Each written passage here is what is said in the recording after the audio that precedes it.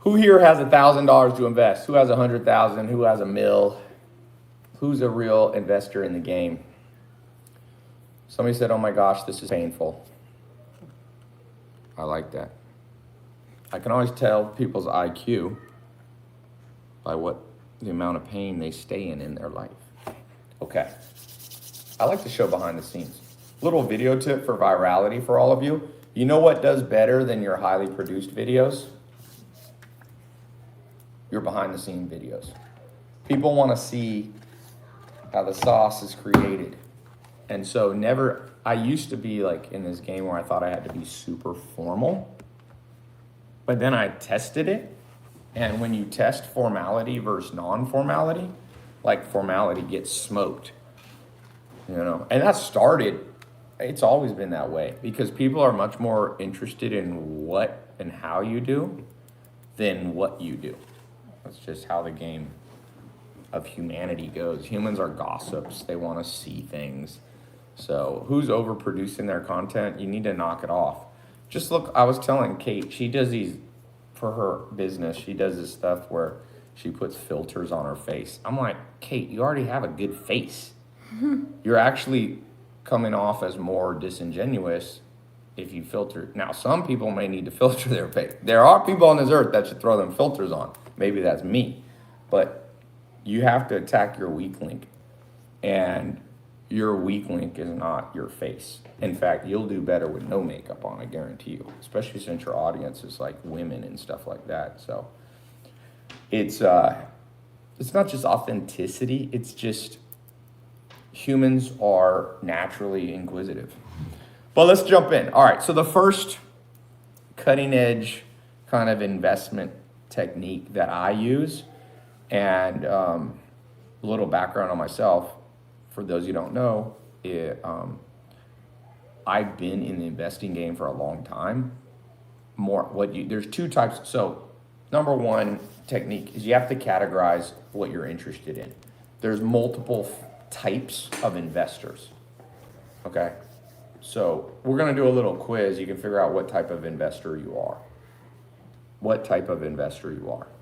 And I'll start out with an overly simplistic and then we can get more complicated. Are you going to be a passive or an active investor? So active investors are what I do and my business partner. Like I own a large block. We're what you call activist investors. I bought a large block of a NASDAQ company called Wilhelmina Models. It's the largest model agency in the world. You can see there's a 13D filing. It's a government filing we have to do. So sometimes people are like, is this true? I'm like, it's on a fucking website that the US government runs. You can see it. Okay, why do we buy positions in companies? Because we're going to be active in trying to raise the stock price by improving the fundamentals of the business. That is more advanced for most of you are not going to be activist investors to start. But I want you to keep that in mind because activists make more money than passive investors. And most of you are going to start out as passive investors. So the definition of passive investors, who here is invested in Tesla? Who's invested in Apple? Who's invested in Berkshire Hathaway? Who's invested in, any of those stocks that you hear a lot about, Amazon? Well, you have no effect on them.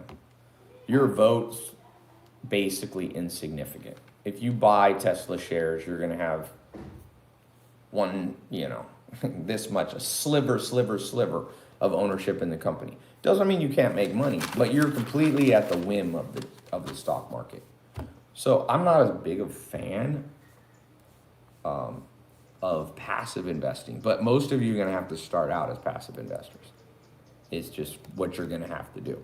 But I want you to keep in the back of your mind that in the long run, you want to be an active investor. The people who made the most money with investing in history, Berkshire Hathaway, Warren Buffett is the prime example. He has a position in, I think, over 100 companies, either full ownership or partial ownership.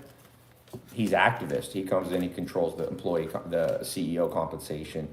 He gets a report every day. Trust me, he's the largest shareholder in Apple. I think he owns, 6% or something of Apple. but he also owns 100% of Geico and Dairy Queen and all this stuff. So you're going to have to know where you want to go. And some of you will always want to be a passive investor, you know. But for me, I like to be active. Okay, I'm more interested in activity. So we'll talk about it in a second. So, passive investing is not my forte, and there's other people that teach how to do passive investing. What about crypto? Even with crypto, if you're investing, some of you are investing in crypto. Here's the downside of being a passive investor. Who knows what the downside of being a passive investor is? Does anybody have any idea what sucks about being a passive investor? Time, you get rich too late. Well, nah, not necessarily. Somebody said, "Hey girl on video, you are beautiful and attractive." Is that for me? Oh. Can I have a coffee? Yeah. Fees. She's the coffee addict. I don't like to get addicted to stuff if I don't have to. I don't even drink coffee. You don't want any? I'll have it. Okay. People, don't get yourself addicted to shit. Number 2 way to be poor. Start getting addicted to stuff. I ain't addicted to nothing. If you smoking too much weed, take a month off. You know? If you drinking too much coffee, take a month off. Toughen yourself up. I'll put that as number 2. I wasn't going to put that. Number 2, investors. You know, Warren Buffett says that the stock market is a clever tool to move money from the impatient to the patient. Or we could say from the tough to the non-tough. Most people ain't tough. Any little swing in the price of Bitcoin or in the price of their little portfolio, they have a heart attack. You gotta kind of toughen up a little bit. Native Americans used to take their little kids at 9 months old, wake up in the middle of the winter. This is South Dakota. This is a cold winter. I ain't talking about no Puerto Rico winter. I'm talking about the South Dakota winter. If you want to be cold, go chill on the plains of the South Dakota in December. They pick up their kids, they go down to the river, cut a hole of the ice, and they jump in, take their bath, and pull their kid in with them under the water every single day. By the time Native Americans were, but cold plunge at another level. By the time Native Americans were 18 years old, they were the toughest people on this earth. Geronimo, Apaches, Comanches. You didn't want to meet these people in hand-to-hand combat.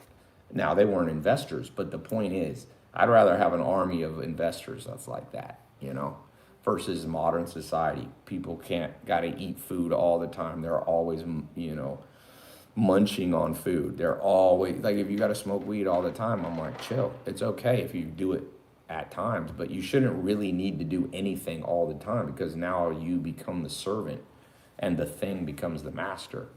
You know, you want to be master of yourself, not the servant, servant.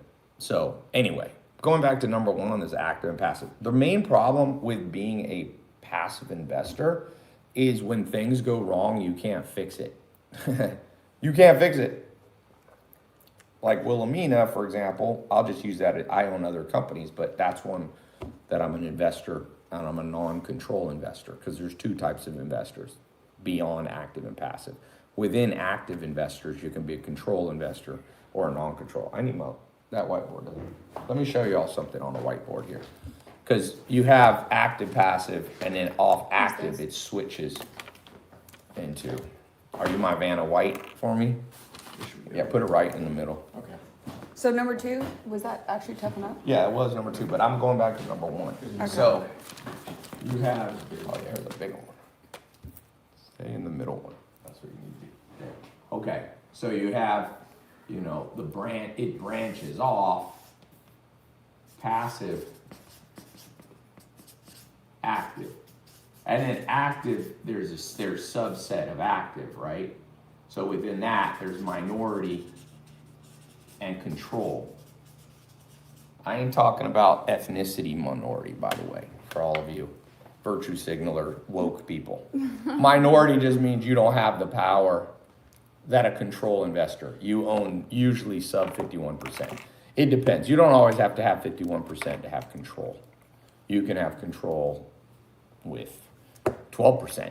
You look at some of the big investors in history, the big active investors or activist. By the way, there's also a subset. You can be, within active investing, you can be hostile or you can be friendly There's things called green. There's activists that use this technique, which is beyond what we need to talk about here. But hostile investors are just that. You're an activist investor, and then you come in and you kind of smash. That's how, not smash like the slang smash.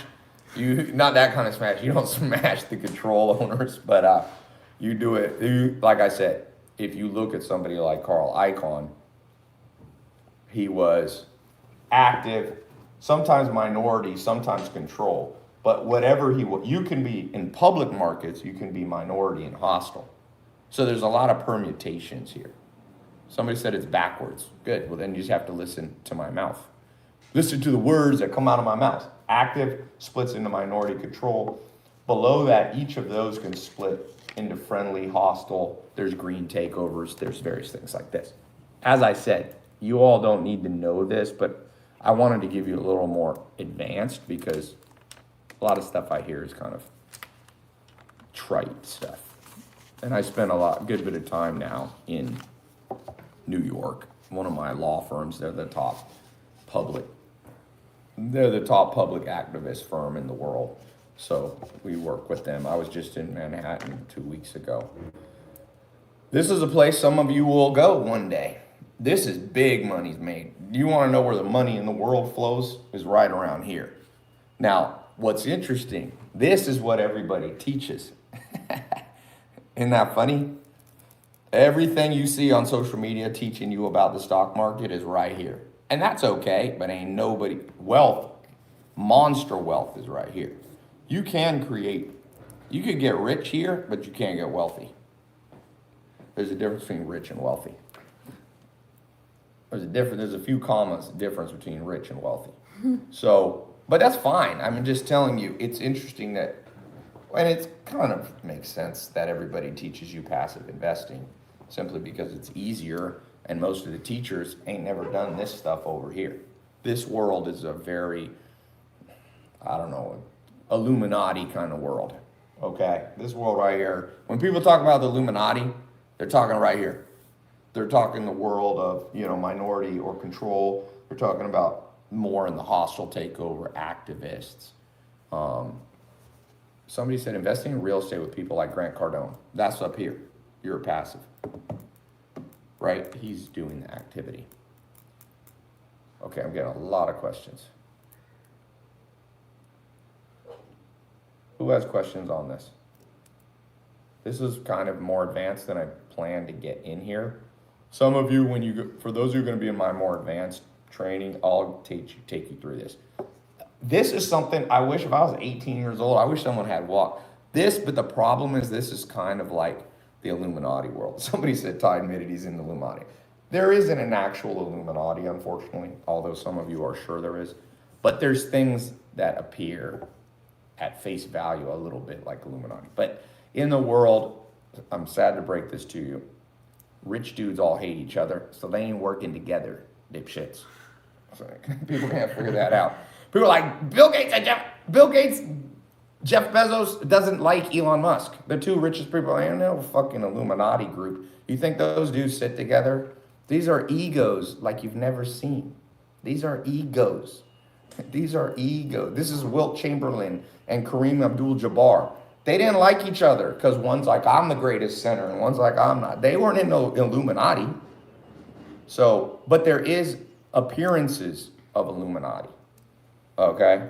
There are and that's what I said. This world is a world that's kind of, not many people know how to do it. Therefore, it takes on the aura of that. But it's a place that some of you should go over time. You start here in the passive investing. That's how I started. I remember my first stock that I bought was GE, General Electric. I remember I used to get a check. It was like 5 cents or something. It was 5 cents a quarter. I was like, yes. It's like, and I was thinking, the stamp that mailed this to me was 30 cents or whatever, 40. And my check was like 5 cents. So that's the power of passive investing. You can compound that 5 cents. And if you live several thousand years, you will be a millionaire. That's how you can get wealthy. You need an elixir to help you. I don't even know. It's too hot. I never like coffee that much. It's too hot. Burns your mouth. Okay. Where is Kate from? Kate did her DNA. You're mostly Swedish. Yeah, mostly Norwegian, French, German, British, Irish. She got that Swedish face. Okay, what's the bottom third brand? Yeah, green is just like a type of hostile takeover or friendly takeover. I mean, these are kind of more complex. I do some activist stuff. Now, almost everything I do with my money is active, just so you know. So in the long run, wealth for each of you will come in this category. This category is what most people talk about, and it's not horrific, but it's just, there's not one person on the top of the Forbes list who came from this side. Zero. Zippy zero. Okay. How much of Radio Shack do you own? The majority. Most of the companies, the big companies I own, like Pier 1, stuff like this, I own the majority. So that would put me in active control. And then since I'm in control, I'm not going to be hostile against myself. So usually when you're control in a business that so there's levels of control. So believe it or not, there's minority control. I'm working on a publicly traded company. We're looking at buying a European company that's a New York Stock Exchange. You can be minority control or majority control. So like Revlon, you all know Revlon makeup? Wow. That's a company that was, the market cap dipped to like 350 million bucks. And I was like, oh, I want to buy Revlon makeup. Imagine if you could buy during COVID, everybody freaked out. So stuff dropped to, I think it was at the bottom. All of Revlon was a $350 million market cap company. But the problem is, so I wanted to be an active investor, but the control wasn't possible because one family owns the damn thing. So that's what I said. You could be a control investor, majority and minority. So for example, Carl Icahn often was a minority investor without control. That's why he had to use hostile techniques. So he would put pressure on the majority owners who had control. But Warren Buffett, for example, in most of his companies is a control majority. He's active control majority. In Apple, for example, he's active and he does have control, but he only owns 6%.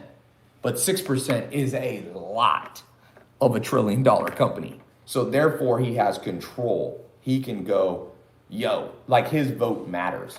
I think he's the largest shareholder, single entity that's a shareholder in Apple. So that's why I said can you use proxies for control? Yeah, I mean the proxy is the concept of how you're exerting your pressure. One of my chief financial advisors that works for my companies, all he's done for the last 30 years is he does active minority, active control minority. So this should actually be active minority passive. Isn't that weird? You could be an active investor with a minority passive position. That's why I said this thing's like chess. It can get any variety. But he's been a mentor to me, and he's super aggressive. He comes in, you don't want him coming into your company because he comes in as a pure, active, control, hostile investor. He comes in and destroys you. So if you're the CEO, when you see this guy come in, man, it's a bad day for CEOs. Now, the good news about that for the world is that sometimes active control, hostile people make the world a better place because they clean the company up. That's how capitalism works. Capitalism is very complex and it's weird. Just be honest, has anybody ever got this lesson in your entire education? Junior high, high school, or college? How many people have learned this before? I've never heard this. Most people have never. It's insane. Even people who went to business school, people don't understand this. I learned it by actually doing it and with a mentor and doing it, Somebody said he killed the Sands, the Plaza Casino. You mean to get... Put this here for a little bit so we can charge? Yeah, Yeah, or just put the charger underneath it. Make sure it doesn't fall. How do you get a girl that looks like Kate? Women like guys that are going places. So that's my advice. I'll keep it nice and simple that way. You don't have to be the richest person in the world. You don't have to be the best looking. But women's brain is calibrated to know who's going places and who ain't. And a lot of dudes, if you sit there and play video games all day, buddy, you ain't gonna get it. I mean, unless you find a gamer girl. But even then, she's probably gonna be like, I'm a gamer. Why are you gaming all the time?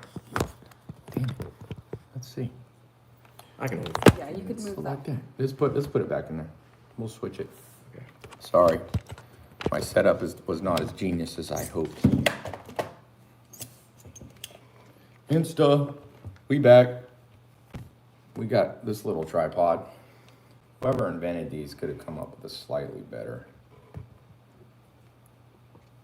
Oh, that one's risky. That one's risky. Adrian's risky. So anyway, that's my. People always ask. Men are always asking about women. You know. Yeah, maybe a little that way. It's like, I feel like it's not even showing you all the way. Most men, you all are. You overthink this game too much. You know, dudes are always like, It's like, are you paying Kate? I'm not paying Kate because you're overthinking the game. I'm learning. Who owes me $1,200 actually? I actually owe him. I suckered her into the secret to winning bets is always let them win the first one. So we were playing basketball. Let me win. Okay, whatever you think. I'll tell you a famous story about the founder of, I think, Payless Shoes. He committed suicide. Vegas used to be run much more by the mafia, and the mafia suckered a dude into giving his entire fortune. They had cameras where they could see his cards, but the core thing is they let him win $1 million the first time, and the dopamine that was released in his brain, it was either the founder of, it was like Payless or KB, I forget what the guy, you can Google it, but you always so I let her win the first one, 3-point shootout yesterday, $200. And I said, double or nothing. And people can't resist that greed. It's like, I beat Todd first time. So then I won 400. How'd we get to 1,200? Then I started shooting half-court shots. We tripled it. Yeah, I said triple or nothing at 400. Should have never taken that. Should have taken, which actually is a good little side. Okay, number 3. We did number 2 already. I said number 2. So number 3. Take some money off the table when you're an investor, okay? Take some money off the table. Take some money off the table. What does that mean? It's like, don't be totally greedy. I see that with investors. So let's say, for example, you're investing. Hey, Machado, how are you? My jiu-jitsu teacher popped in here. I cannot with Somebody these said, Instagram comments. sup with your basketball, I'll mop you off the floor. I'll take your $1,200 too. People try to intimidate me in basketball. I'm like, bro, I play like Chris Paul. I almost beat Chris Paul in horse. You think I'm afraid of your ass? I can shoot with NBA players. Shooting, not play. I can't beat him in one-on-one. But in just straight 18-foot jumpers, I can play right with the NBA guys. I can hit 9 out of 10 threes all day long. So people don't know that about me. I played on one of the top high schools in one of the top high schools in the world. So I played in the same league as John Wall. My school, Enloe, North Carolina, got a lot of pro players. BJ Tucker's out of there. Nate McMillan, the coach, came out of there. Pistol Pete Maravich. Michael Jordan, Jerry Stackhouse. I'm happy to take somebody else's $1,200. I had this pro basketball. Remember this pro guy came from Germany. He was like 6'8" pro. He didn't play in the NBA. He played, and I destroyed him. And he's like, please don't post this. Remember, it was on live. That guy talked so much shit. I was like, all right, let's go. I'll tell you. Somebody asked my favorite achievement. I'll tell you my favorite achievement. Meta World Peace, the NBA Defensive Player of the Year. Came over to my house. It's on my Instagram. And I was like, let's play one-on-one. So he's 6'8", NBA player, defense player. I got the first ball, and I got such a good shot over him. He was very shocked. Then the next one he swatted. But the point is, the first one, I totally surprised him. But you can't beat him in the long run. NBA Defensive Player of the Year is tough. And he got long ass arms. Okay. I could be looking great with a ponytail. Sometimes I do the samurai thing. Heidi, ¿tiene una... Heidi? ¿Tiene una... ¿Cómo se dice? I'm reviving my Spanish because I live... Esto. ¿Cómo se dice esto? Oh my gosh, she's so sweet. She's just Liga. like... Liga. You know what's Oh, can I interesting? get sugar? Integrate her like that. Like ¿Cómo this? se dice sugar? ¿Cómo se dice? Liga. It's interesting. How do you say sugar?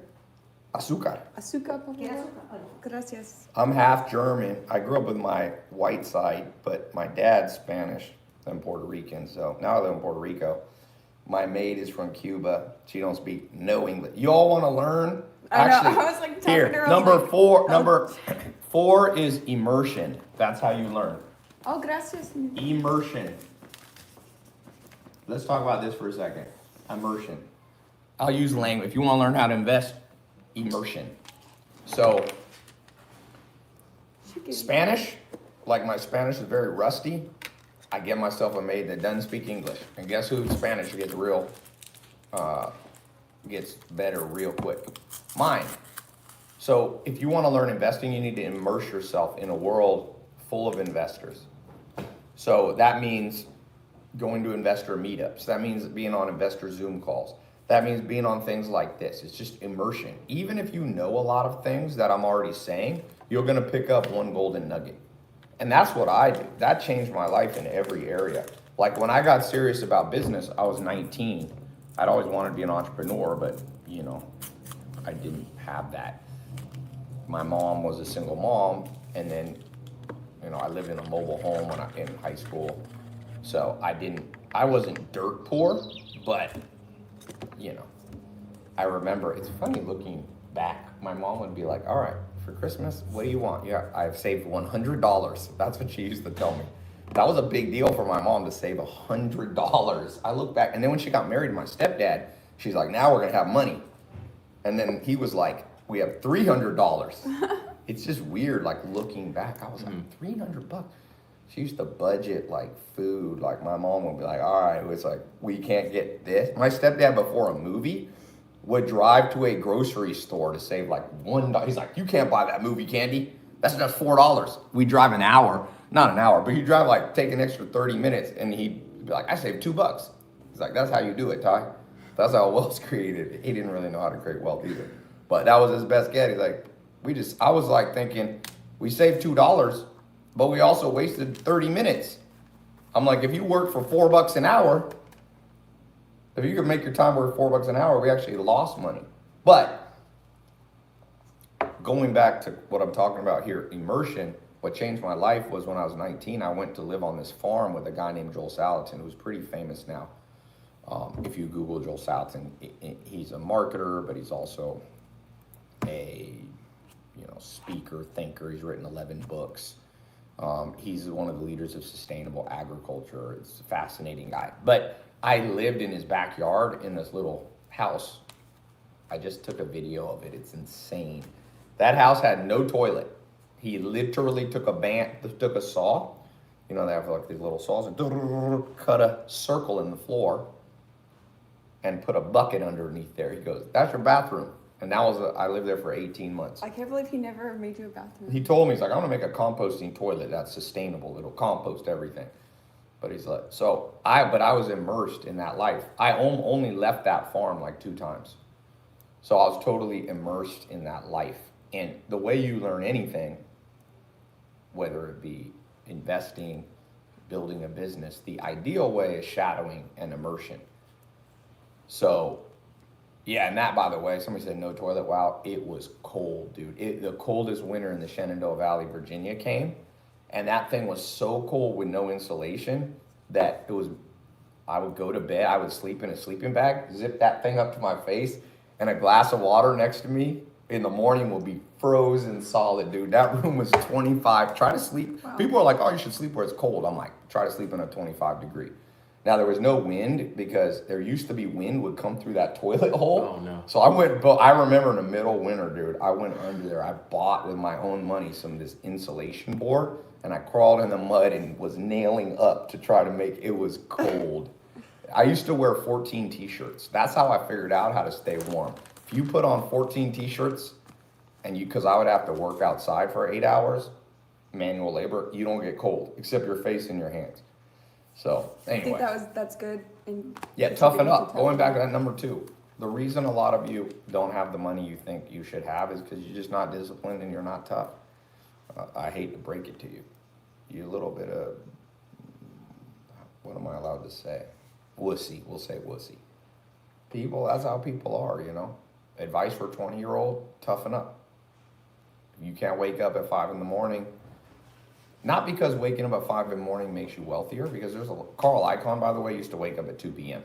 So there's wealth. People often go, oh, you got to wake up early to create wealth. It's not actually, that's not true. What you need discipline overall in life to be able to stick through the immersion times. Okay? So you need what people really need? You need somebody who's putting a foot in your butt, kick you in the butt sometimes, and go, wake up, let's go. Who here feels like they're squandering half their life away? Probably are. That's why you have that feeling. People have anxiety because I have anxiety because my life sucks. I'm like, that's because your brain is very accurate. You know that depression, if you actually study clinical depression, my mentor, Dr. David Buss, who's been mentoring me for 10 years. He's a very accomplished, he's a Harvard. He wrote the textbook on evolutionary psychology for Harvard, Yale, all that. He told me what happens when you get depressed. People who are depressed often are less delusional, meaning they're actually seeing the situation more accurately. So I'm not saying you should be depressed. I'm just saying depression is a functional tool.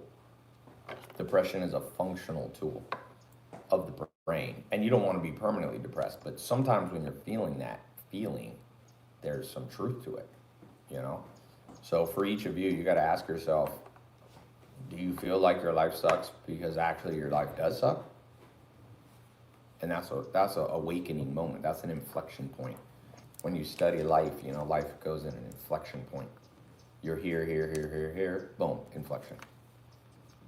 And those inflection points are also where wealth's created. Like, I've had my life be going down, and then there was an inflection point. And if you study that point right there, and you can dissect this in other people's lives if you study history, the inflection point almost always is around pain. That's why a problem in the world where people over-medicate themselves. I mean, some medication is fine, but if you dope yourself up too much and you never get the pain, you never get the inflection point. Because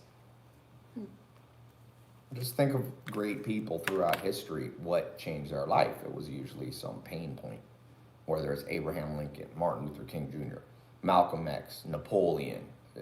Napoleon had a famous inflection point where he became kind of the conqueror of the free world. But early on, right after the French Revolution or during the French Revolution, there was one inflection point where he saved the city, or he put his cannons up on a high hill. That's kind of the inflection origin story of Napoleon Bonaparte. And if you look at Alexander the Great, these people, he had his inflection points. And Socrates and Plato and Muhammad and Jesus Christ. There's all these stories if you study religion. Buddha, Siddhartha, Gautama, whatever, Buddha, he sat under the Bodhi tree. He was wealthy. His way, it's interesting, with Buddha, his life was actually going up. He was a wealthy prince. But he had an inflection point right here where, and this is where he sat under the tree, the famous story. But the inflection point was he didn't like this roller coaster ride that the world thought was up. He realized he was actually going down. So that's like an epiphany. That's a whole nother, but it was built around pain, but it was the pain of realizing that his life was meaningless, even though he was a prince. You know what I'm saying? So if he was just playing video games, some of you are just playing too much video games, you know.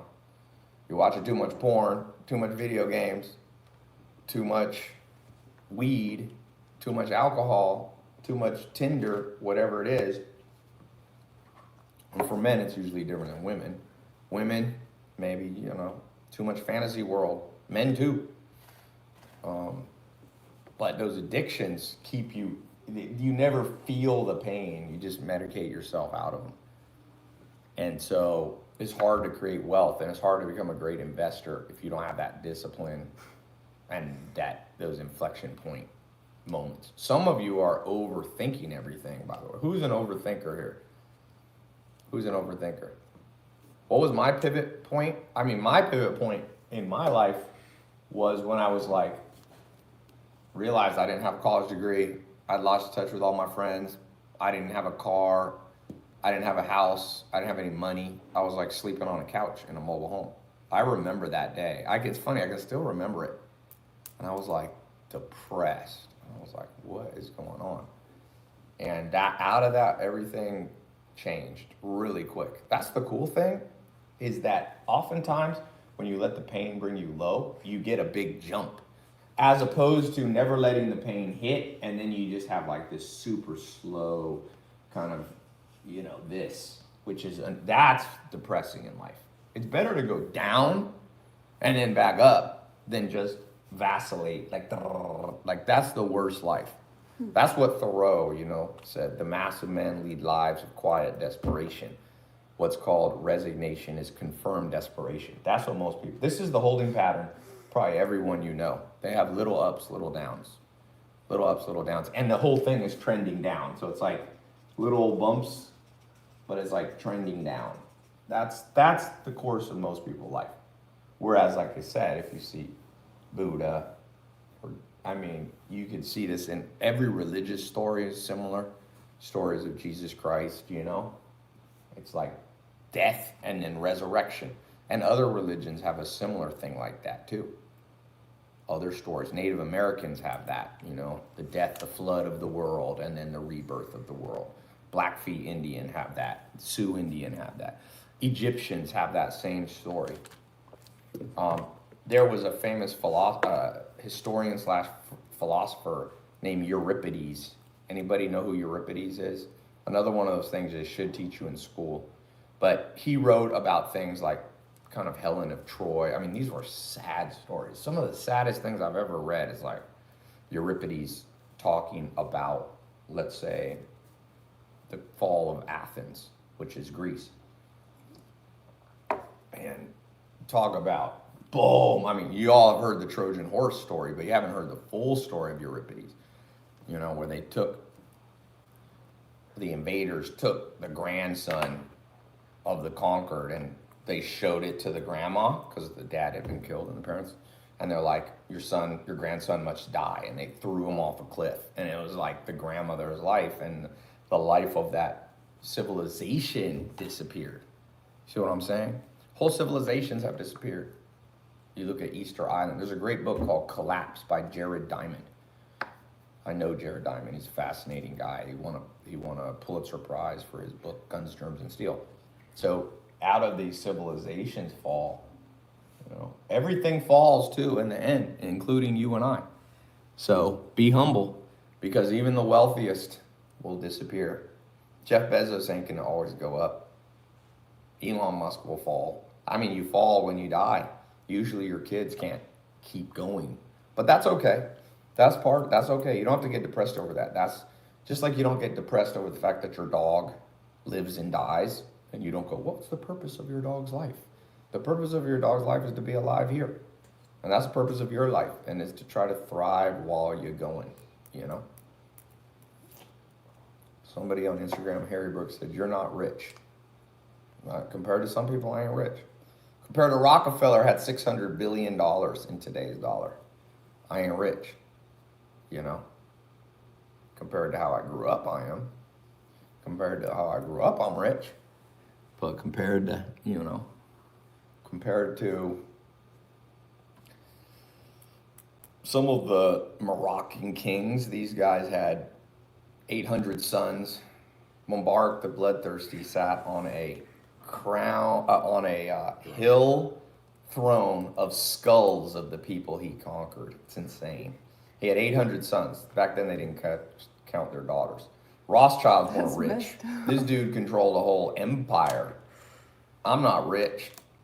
You know, some of the Aztec kings, they were rich. The Incas, these people, when the Spanish came there, these dudes were like sitting on gold chairs. You know what I'm saying? So keep it all in perspective. To me, it's a game. Life is a game. It's a puzzle. And that's why I'm doing this call now. You know, it's like, can you put together the puzzle of your life?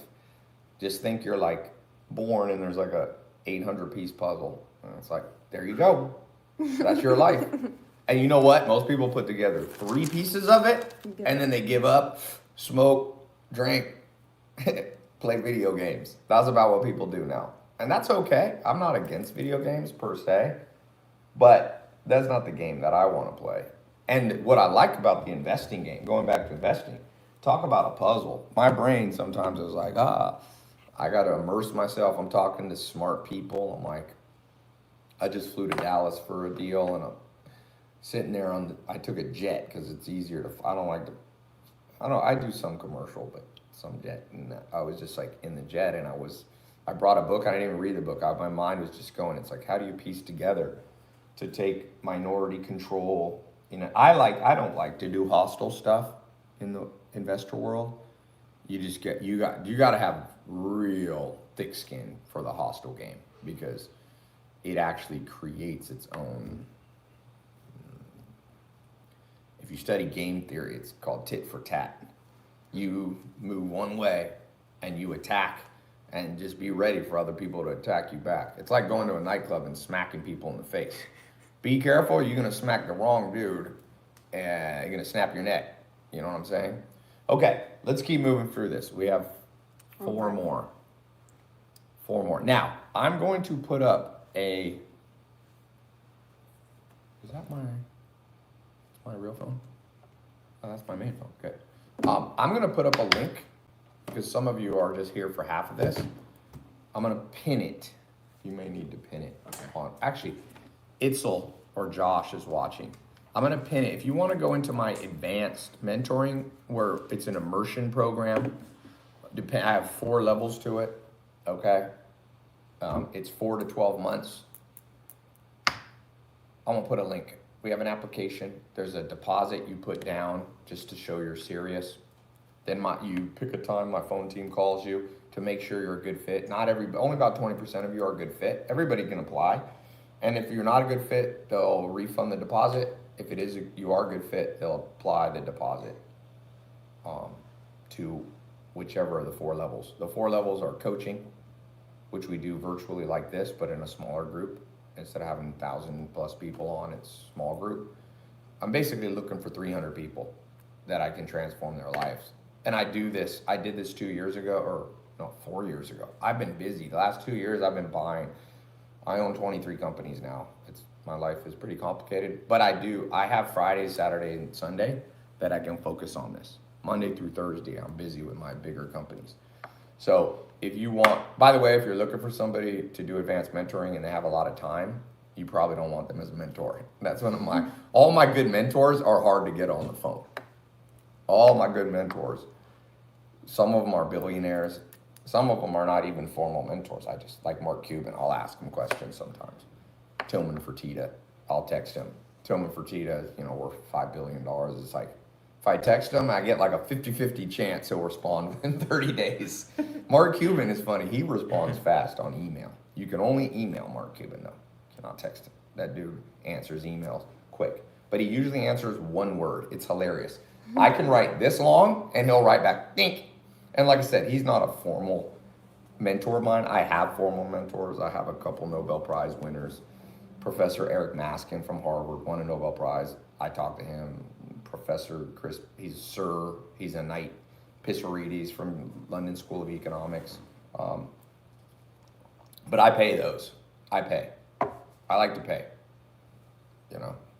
Paying is the best way to get a mentor. Like, I don't even ask. Like, Dr. David Buss has been my friend for a decade. Robert Trivers, who's one of the most genius mentors I've ever had, is Robert Trivers. If you don't know who Robert Trivers are, you ain't. If you think you've met a genius in your life, oh no, you haven't. Robert Trivers is such a genius. He founded a whole, like, modern evolutionary biology is based off him, and he's been in an insane asylum two times. Damn.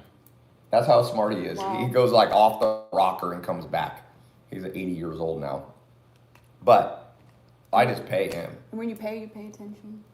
Yeah, you pay. It's like, why not? Why would I ask him? I'm a stranger. I'm like, yo, Professor Maskett, you're a Nobel Prize winner at Harvard. Will you talk to me for free all the time? Like, I wouldn't even do that. It's kind of rude, you know? But the modern and that's why I get all these good mentors, and people are like, I ain't paying for shit. I'm just going to go YouTube. I'm like, great. You get your advice from YouTubers. I'll get them from people who wrote the textbook of how evolutionary biology works, reciprocal altruism, parent, kin, offspring. These are the most powerful scientists to ever walk this planet. They have the full body of work of Newton, Einstein, you know, Lamarck, Darwin, and they're in 2021. So that's one of my secrets. Immersion. I have 36 mentors that I talk to. And it makes me be able to catapult. Anytime I want, like if I want to learn hostile takeovers, first thing I do, find the #1 law firm in the world, #1 lawyer in the world that does activism. There's several firms in Manhattan. I pay them. These dudes are expensive. They're $1,000 an hour, these law firms. I've had I get big legal bills. If some of you saw my legal bills for the company acquisition, I think my bill in January was $1 million. Damn. To buy Radio That's Shack was a insane. 650-page document. People are like, "Tai, I'm freaked out about paying for stuff." I'm like, oh, I've gotten $1 million legal bill more than once this year just to buy companies, you know? There's levels to this. But I'm sure Jeff Bezos gets $10 million ones or $20 million ones, you know what I mean? So I'm going to put a link here. If you're interested in, Do it. yeah, so can you put the link? And I'll write it on the board. Yeah, let's write it on the board. It's just tailopez.com/start. But we'll put a little thing here.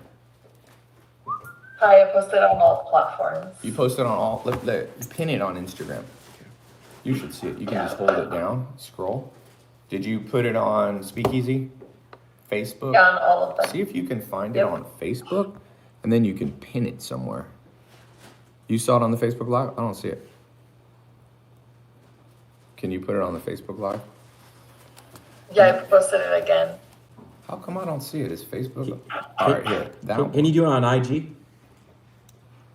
Yeah. I Oh, wait, pinned there you are. There you are. Got it. Pin it. Yeah, I don't see it What's on. that one? That's Twitter. Don't worry about it. Twitter Live is dopey. Twitter gets 20. I have 27 people watching. Twitter is like 25. 1/100th of everywhere else. I want you to talk how to have a better credit score.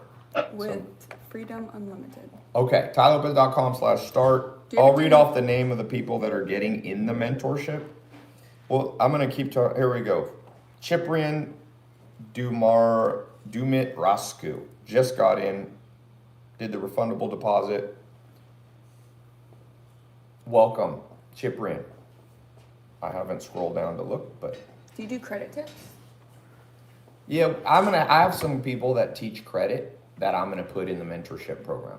So what you're gonna learn in the mentorship program is advanced investing, e-commerce, social media, virality. This is a powerful thing, man. You gotta remember, like I rolled out all these programs. I rolled out my first program, I remember, I think it's 2012. It's either 11 or 12. It was either 9 or 10 years ago. I did a talk at my house in the Hollywood Hills. I had all these business guys. I was writing book of the day summaries. And these people all came, remember like 12 people? And I was doing a TEDx talk. So I said, I want to practice my TEDx talk. So all these people came and were like friends. And I lived in Hollywood for a long time. So I knew all these wealthy business people. And I remember like 12 people came maybe, sat in and I told them my talk. And then at the end I said, for $25,000, I'll coach you for, I think it was for a year. And I was like, who's interested? And 8 out of the 12 people raised their hand. I remember. One of them's James Swanwick. You know James. Yeah. He had Yeah, started yes. 3 businesses. None of them had done that well. And I said, give me 25 grand and I'll help you. And he sold, he wasn't a super wealthy guy, but he had $25,000 in, he's Australian, in an Australian house. And he called me and he goes, Ty, I'm your friend. If I sell this $25,000 piece of property in Australia and give you the money, are you really gonna help me? And I remember feeling like, oh crap, this is like pressure. And I was like, dude, I'm gonna show you this stuff that I've learned and my mentors taught me. So he wired me 25 grand and now he owns 2 businesses. Some of you all know, one's called Swannies. It's a blue blocker glasses company. And now he owns a super successful business that helps people break alcohol addiction.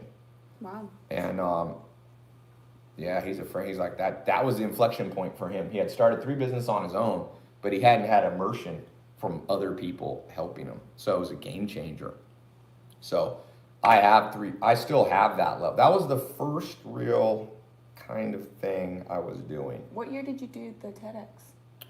I did it in 2013, but they wanted a title for it, and I took 1 year to think about it. I remember you did a poll on your Facebook. Yeah, I did a poll, Your I personal thought page. about it, and finally I called it Law of 33% while I read a book a day. And then so they didn't release it to 2014. So I think I started practicing for it in 2012. Wow. Okay, Eric Vera from Beaverton, Oregon. Welcome. Make sure you set your calendar event. Owen Steele. Damn, that's a name, boy. You sound like an actor. That's a poor name. Owen Steele is a good ass name, man. You need to build all your companies around your name. That's cool, yeah. It's like Owen Steele Ventures. I want to invest in that. I'm like, I respect this dude already. I don't even know what he does. Joker is He's Owen probably like Steele. freaking out like, woo. Owen Steele is the man. Yeah. My name, you know what's interesting? When I started my coaching also, I started it as Millionaire Life Coach. This is where, remember I told y'all, okay, number 5, overthinking stuff. I'm gonna give you an example of overthinking. I wanted to start business training education. Back when I started, people thought it was scams. Now, nobody thinks online education is a scam. Masterclass is $1 billion company. Udemy is, now it's like more understood. But back then I started it and I was like, what should I call it? And I was like, Millionaire Life Coach. That's what people want. So I went and I overthought it because I thought for like a month, like, what name should this be? And I don't know, for like finally one day I was like in the shower and I was like, Millionaire Life Coach, this is the damn name. And I bought it. It was like $2,500 domain. And I was like, this is gonna make money. I remember I posted it. And basically, nobody bought anything. And I was like, so I'd invested my money and my time. But this principle I'm teaching right now, number 5, stop overthinking. Then I was like, I think it was a girl I was dating, was like, why don't you just call it Tai Lopez? And I was like, no, that's too simple. She was like, no, just call it Tai Lopez. So I went, believe it or not, I hadn't bought TaiLopez.com. Always buy your name. Go to right now to like Namecheap or GoDaddy and buy your name. So I went real quick, I bought TaiLopez.com and I reposted the same material and instantly I started getting sales. So I'm going, it's possible to overthink if you want to make money in this world. It's as simple as a lot of business, and then I learned my lesson though. People are like, what kind of logo are you gonna have for Tai Lopez? And people are like, oh, we're gonna make a little mini person, like a little caricature, da da da. And then I was like, what if I just type out the word Tai Lopez? And to this day, if you go to my website, my logo is Tai Lopez, blue and gray text. I think I made it myself. And that business made a lot of money. So some of you are just classic overthinkers, man. And some of you are underthinkers, by the way. Some of you act without thinking. But I have found, in general, we're living in a world full of overthinkers. All right. Felipe, you accidentally paid twice. Itzel, can you void one? Felipe C. Arancibia from Tempe, Arizona. Don't worry, we're ethical. We're not going to charge you twice. Felipe, you Don't press that button accidentally twice. paid Chris twice. M. Walker, Myrtle Beach. Welcome to the program. Awesome. Is that custom software? That's the deposit. Remember, you talk to my team tomorrow. Put a calendar invite. We now know you're serious. The reason we charge money for a deposit is 5 days ago, I did it on my Instagram. Do you want me to mentor you? And like, we broke the Calendly link. Got like, oh, can I have a few? Yeah. $1 million body. Keep berries around. Don't be eating so much fruit. Eat berries, man. Modern fruit is engineered and hybridized to be too much it's too much sugar. Blueberries are not so hybridized, especially small blueberries. I have 1,200 acre farm, so I grow a lot of this stuff. Blueberries have 1 calorie each. And they're the only thing with more antioxidants than blueberries is goji berries. But I can't grow those. Raspberries are good. Blackberries are actually healthier. Eat berries to get rich. Let's put that. Okay, number 6. Let's throw it in there. Are you serious? No, not berries. You got to have energy. You need to eat better. Some of you all, your problem is physical, not wealth. Oh, these are nice and cold too. Some of you, trust me, your problem is physical. There is a lot of science. There's something called hypomania. Who knows what hypomania is? Because wealthy people on average have much higher incidence of hypomania. And what hypomania is extreme levels of energy. Now my cousin Maya, I never realized it about me, but I talk to my friends, they're like, Tai, I think you have the most energy of any human on earth. Now that's not true, but in their world, since they grew up, I don't know, they grew up, but I do have high energy. Yeah. And part of that, I think my mom got into organic food a long time ago. My dad was a drug dealer, and when my mom they were married before he went to prison, and when she found out she was pregnant, she dropped all drugs, even though my dad was a bodybuilder, so it's funny, my dad only did healthy drugs. He did mushrooms, psychedelics, he was like, stay away from all of it. Like, he didn't like heroin and stuff like that because it's manufactured.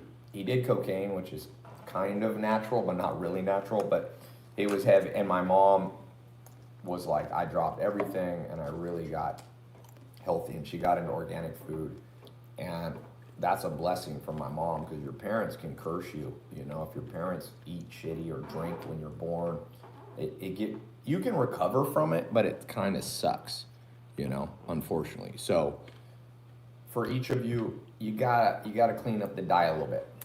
I'm just breaking it to you. Like, some of you all, that Cheeto life ain't gonna get you where you need to go. Look at Jeff Bezos now. He's all stacked out. He's all, ugh. Now, there's exceptions to the rule.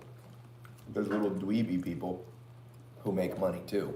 But here's my rebuttal for that. Guys, money ain't gonna help you with women as much as you think.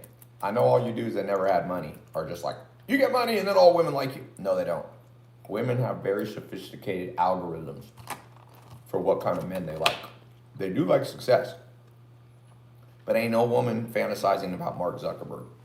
There ain't no people who got Mark Zuckerberg on there, and he's got whatever, 100 bill plus. Ain't no, because he's like dweeby too. If the dude put a little muscle on and paid attention to his body and had 100 billion.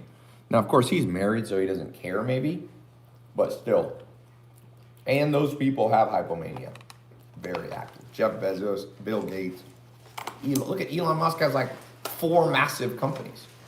So stop eating processed food. Hit the gym 6 days a week. I repeat, 6 days, not 5, not 7, but not 5. Why do you do it? And this goes back to the immersion. The way you get good at investing is you're completely immersed in it. Every day you're learning about investing.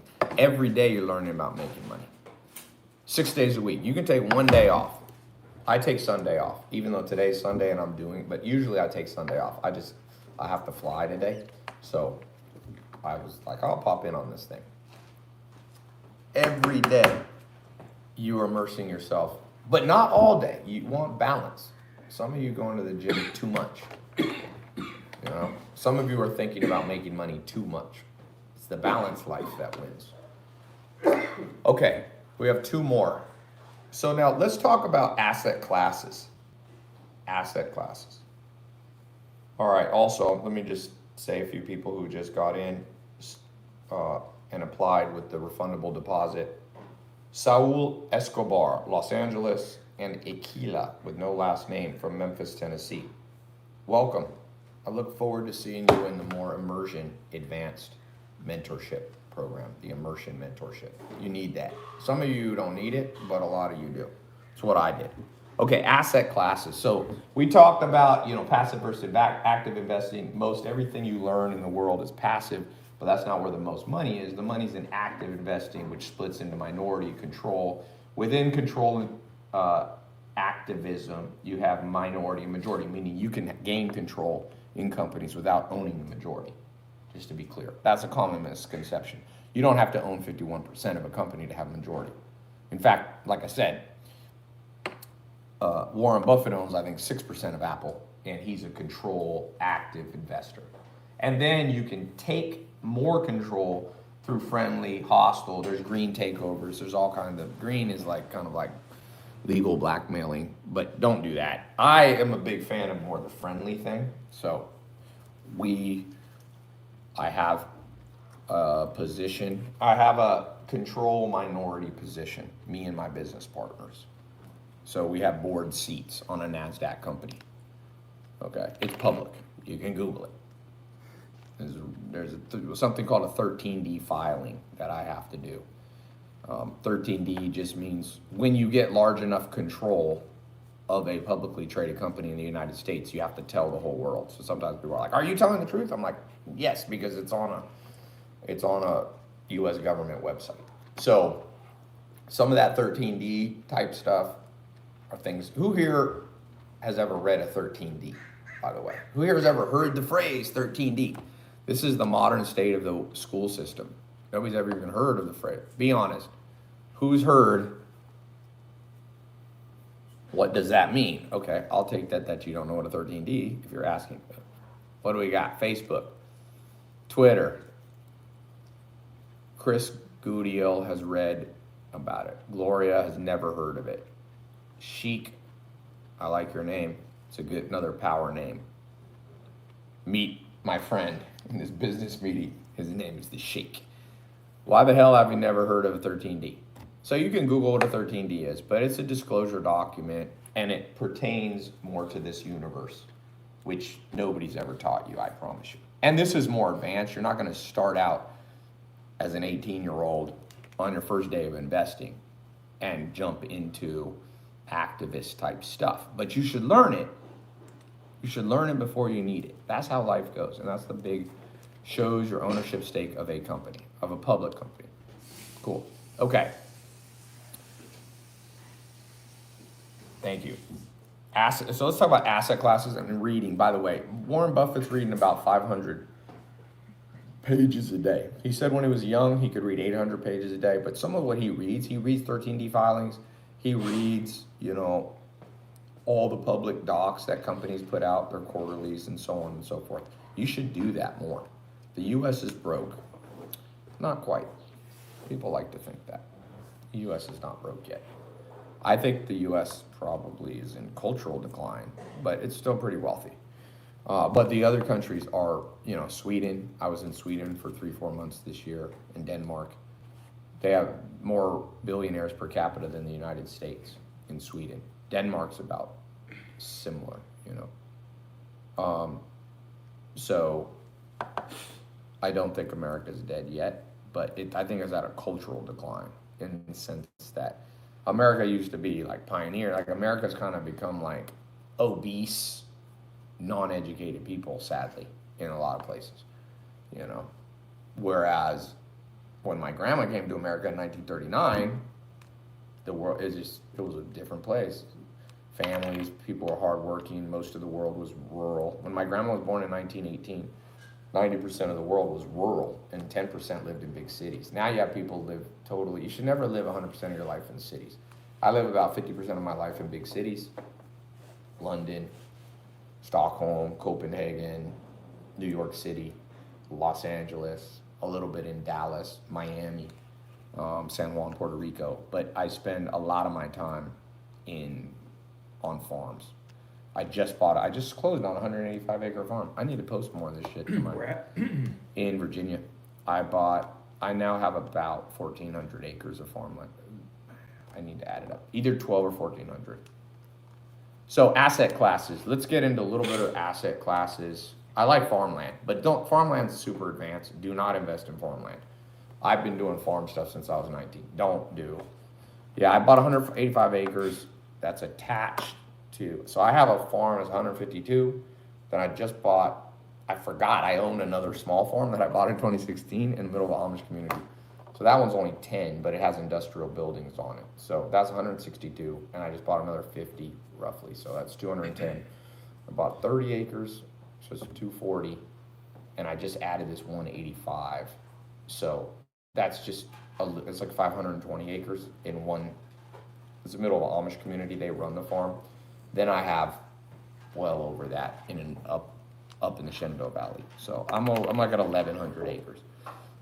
Bill Gates owns 250,000 acres of farmland, and I'm trying to get there. So asset classes, if we go in, you know, if you go in the world of asset classes, you have so many asset classes, okay? It's absurd now. I mean, now you have crypto, which sometimes people don't consider an asset class, but I do consider an asset class. It's here to stay. I think, you know, you have real estate, but real estate breaks into so many you know, you got multifamily, you got single family homes, you have farmland, you have raw land to develop. So I'm developing, me and my business partner bought a whole bunch of luxury real estate, probably valued at about $20 million to $30 million right now. And some of it's raw land. You can do luxury. We have a luxury real estate. So we're building a mansion for sale. It's actually for sale right now in Puerto Rico. If any of you want to buy it, $16 million. But it'll be done in February. If you want to buy it now, it's $14 million. So luxury real estate is a subcategory. Now you start getting into all the public stuff. So in public, you know, you have all the micro cap, small cap, you know, and then you start getting into this larger categories of stuff, which, you know, the S&P 500. And there's, I mean, you can break this. Public is super fragmented. And you also have, obviously, you have the bond markets, and you have the whole world of treasuries, and you have the worries, the money market world, and you have the worry of hyper short-term loans like commercial paper, okay? CP, you can call it. And then in the assets, you have banking assets too. You have insurance assets. So there's a whole concept called reinsurance here. So reinsurance, insurers resell like if you have a car loan with Geico, they may have sold that loan to somebody else into a global network.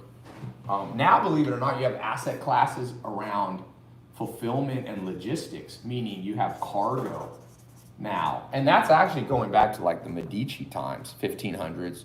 They were doing these bills.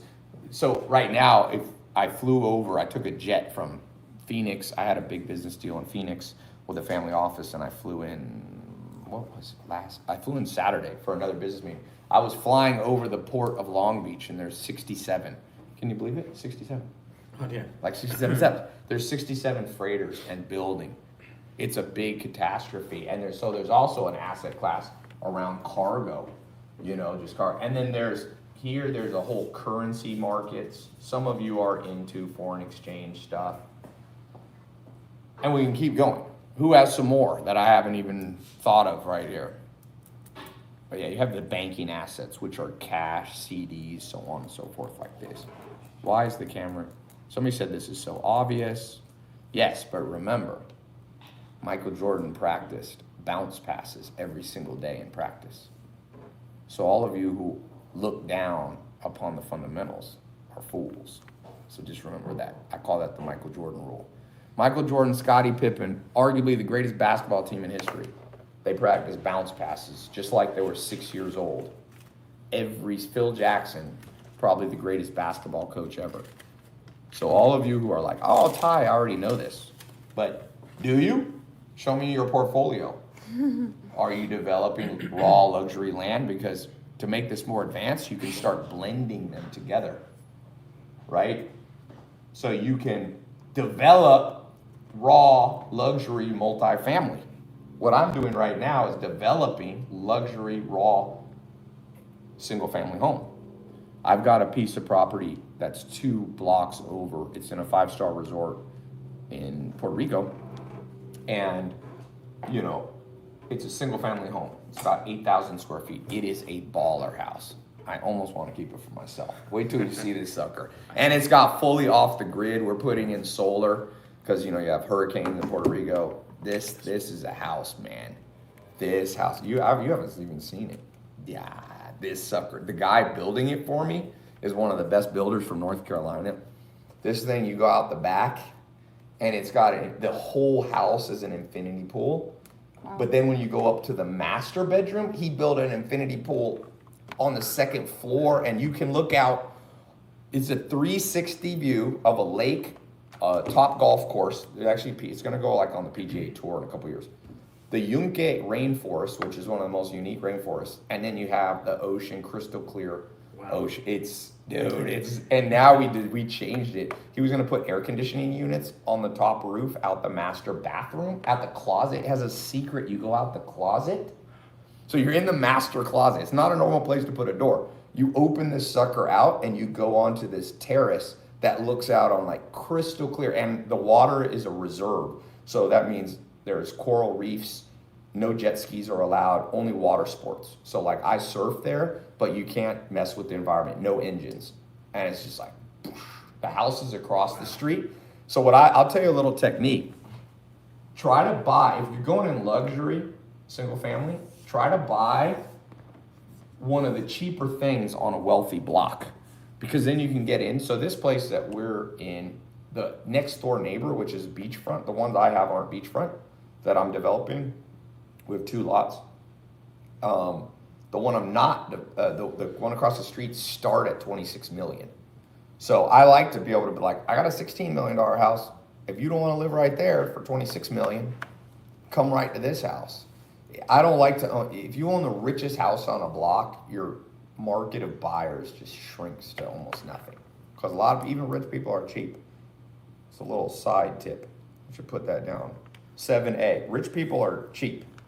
A lot of people are like, oh, I'm going to sell to rich people. Rich people are cheap. All right, sorry, let me add. Kia Thomas, welcome to, you put down the refundable deposit for the immersion advanced mentorship. Make sure you put in the phone when my team should call you to do the full application. Bill Nye, but it's N-G-U-Y. Oh. You ain't Bill Nye the science guy, are you? Okay, Aurora, Colorado. Saul Escobar. Uh-oh. Go easy on that guy. He got a powerful family. Saul Escobar. We're going to treat you well. I don't want the plata or pluma. What did he say? Plata or pluma? Yeah. You guys know what plata or pluma means? That's what Pablo Escobar used to go. He would drive somewhere and they didn't want to take his drugs. The police officer or whatever. He'd say, plata or pluma. Plata is money. Plumo is lead. Like, I'm gonna put a bullet in your head. It was a little bit like, have you ever seen the movie Princess Bride? In the movie Princess Bride, it goes, there's this scene where Andre the Giant comes up to the guy and he's like, give me the key to open the castle gate. And the guy's like, what key? And he goes, rip his arms off. And he goes, oh, you mean this key? And suddenly he found, I could see Pablo Escobar being like, yo, let me through this bridge to deliver this cocaine. And the police officer is like, no. And he's like, you can take this money or you can take this bullet. And the guy's like, I think I'm gonna take the money. I seem to like that option. If you study human psychology, it all breaks down to the same thing. Pleasure, pain principle. Move people towards pleasure, move them away from pain. Yeah, okay. By the way, that's really how asset classes are. If you look at every one of these, the underlying psychology is the same. You know why people like, and in crypto, you know, you have the big tokens, the big protocols.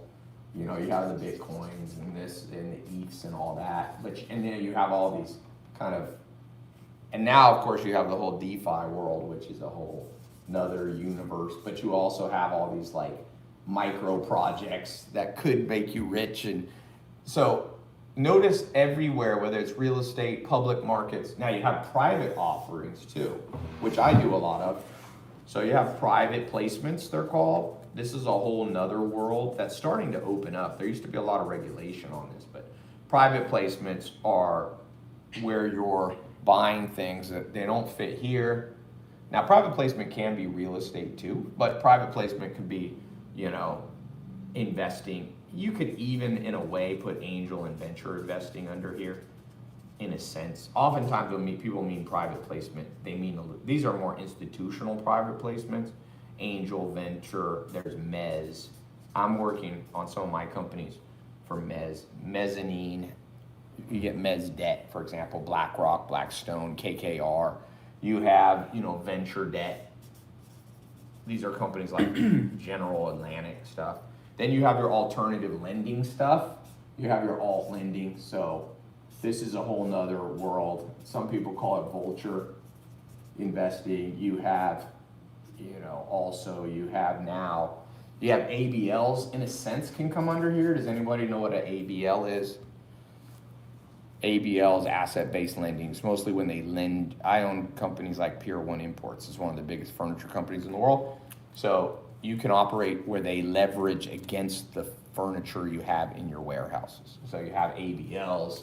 You have merchant lending now, which is actually this like shadow bank world. You have shadow banking. But I've used these merchant lending. These are like, these people basically, they sell future receivables. They buy future receivables. It's very complex because these guys try to charge people 60% interest. And that's against the law, but they found loopholes to get away from it, to get around it. So that's why I said the whole world, the way finance, and then you have CLOs and, you know, the person who's one of my next door neighbors in Puerto Rico, if you ever seen the movie The Big Short, that's him. He made billions of dollars in a short period of time in 2008. Factoring, yes, factoring is a subset that goes over here. But factoring is different than ABLs, my dear. They're in the same universe. Yeah. So, how come that guy is not saying he knew all this before? I know your ass didn't know all this before. Don't be trying to bullshit me. You get around it by factoring. Michael Burry is from The Big Short. There's more than one person in The Big Short. That is a fallacy. People don't understand what really happened in The Big Short. But, of course, whoever gets the movie and Christian Bale made about them is going to be the one. But multiple people made crazy money in the big. A lot of people made money in 2008. Which, by the way, now okay, I have more than 8. Let's go into investment styles. So you have the asset classes. This is me just getting started. And I work in a lot of these areas, and it's pretty wild.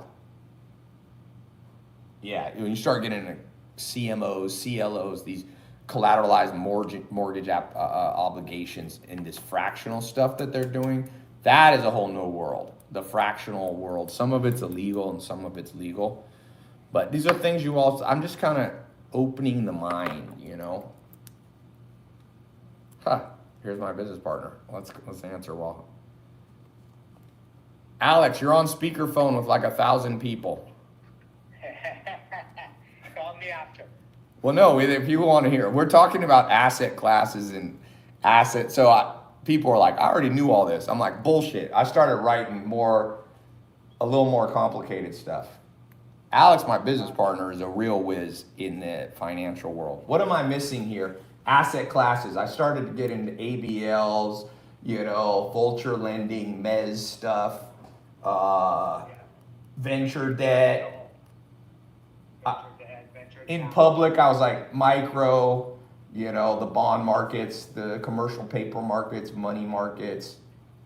I can't even remember what the hell I wrote here. What the hell is TR? Treasury? Huh? I think that was Treasury. Oh yeah, treasuries, thank you. Yeah, crypto, I put in, you know. Now this Alex, I finally got him to like crypto. We've got a crypto project we're working on. What's some of the crypto projects you like right now? Alex is into all the DeFi stuff, the staking. I like all sorts of DeFi projects. I like decentralized exchanges. I think that's the future. Uniswap, Sushi Swap. all the Uniswap, Sushi Swaps. Yeah, of course you have NFTs. Is a whole nother world. CryptoPunks, as someone said. Yeah, CryptoPunks is big, and it's now integrating with other projects, so it allows other people to create their own Oh, there we go. CryptoPunk type NFTs for their projects. It's interesting. I mean, so it's in a way, like the way it's implemented, it's kind of combines lottery with NFT. Yeah, lotteries with NFT. The two favorite things for people. Somebody said you're missing SPACs. Thank you. So SPACs, and now we're working on a SPAC, and there's two ways you can SPAC, right? You can merge into a SPAC, like a D-SPAC, or you can form your own SPAC. And then there's another one for that dude that thinks he knows. I got something more cutting edge than you know. There's an operating contribution asset new SPAC. Yeah. I like to smack these people around that think they're so sharp. So you forgot that. You didn't even know that. Let's see what else he put. But that I will give you credit for reminding. SPACs, MBOs, IPOs. Well, IPOs, yes. Well, then merger and acquisition. That's not really an asset class. That's what I was going to talk about. M&A stuff, which is what Alex and I do. Alex, who's on the phone here, sold his company for $300 million to a New York Stock Exchange company. What year was that? 2019? Yeah. Yeah. So, and Alex was working on an IPO, but he ended up with a merging into a German company. Yeah.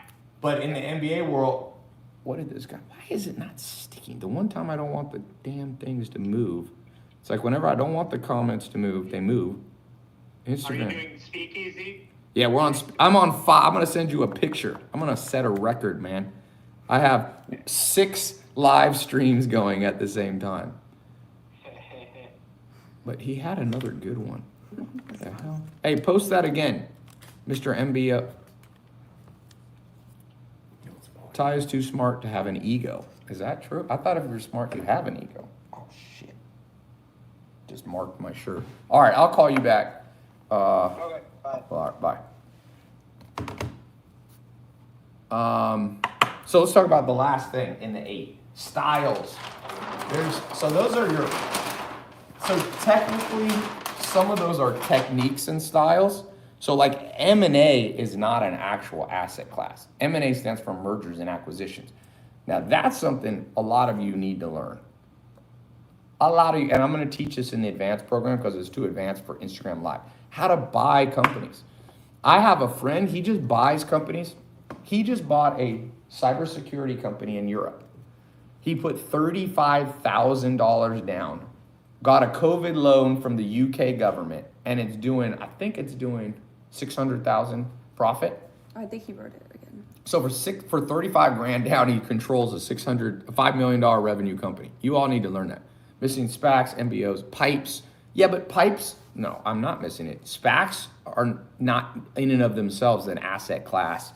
You could call them an asset class. Those are special purpose. They're blind pools of money. For example, IPO is not an asset class in and of itself. Neither is a pipe. A pipe is a way to inject cash. Because when you do a SPAC, so if I have my own SPAC and I de-SPAC into Reebok or something, which recently sold to one of my competitors for $1.8 billion. Okay, when you de-SPAC,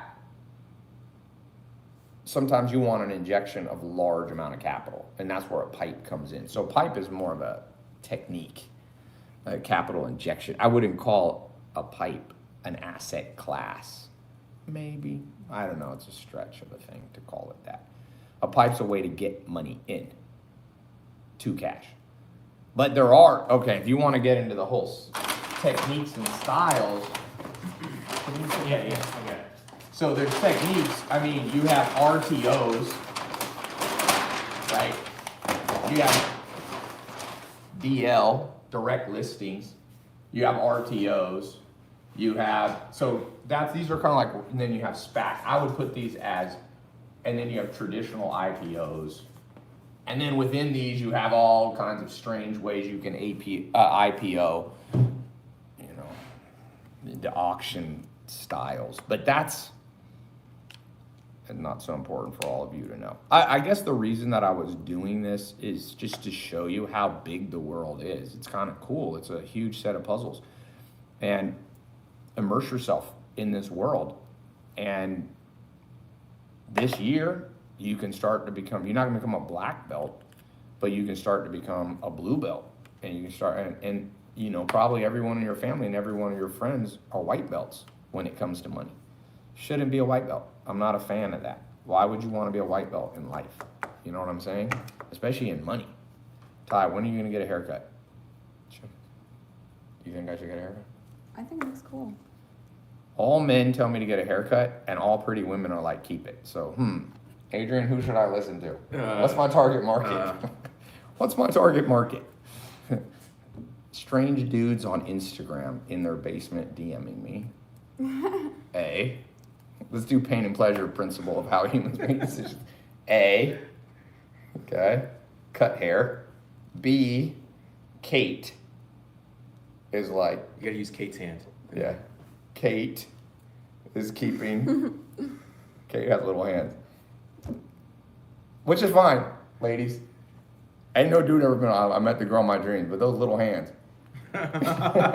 Women say that about dudes. If you have little hands, it's not women's favorite thing. They're not like, I met the guy of my dreams. His small, soft, supple, tiny hands turn me on. But that's okay if you don't have huge hands. It's funny. I have really big hands on piano, but not super. For piano, I play piano. You don't want fingers that are long this way, but you want to have. I can reach far. So anyway, but I talked about that on a business call yesterday, and I was like, know your target market, because a lot of you dudes are getting your looks advice from a hairy dude, and if that's your target market, then listen. But somebody asked me yesterday, if you could be 18 years old again, what would be the first piece of advice you would give yourself? And I would be ignore almost everybody. Ignore almost everybody, because nobody knows what they're talking about. It's the blind leading the blind in this whole world, and the people who don't know what they're talking about speak with the most confidence. They are dudes that know nothing about human attraction. Like, bro, cut your hair, trust me.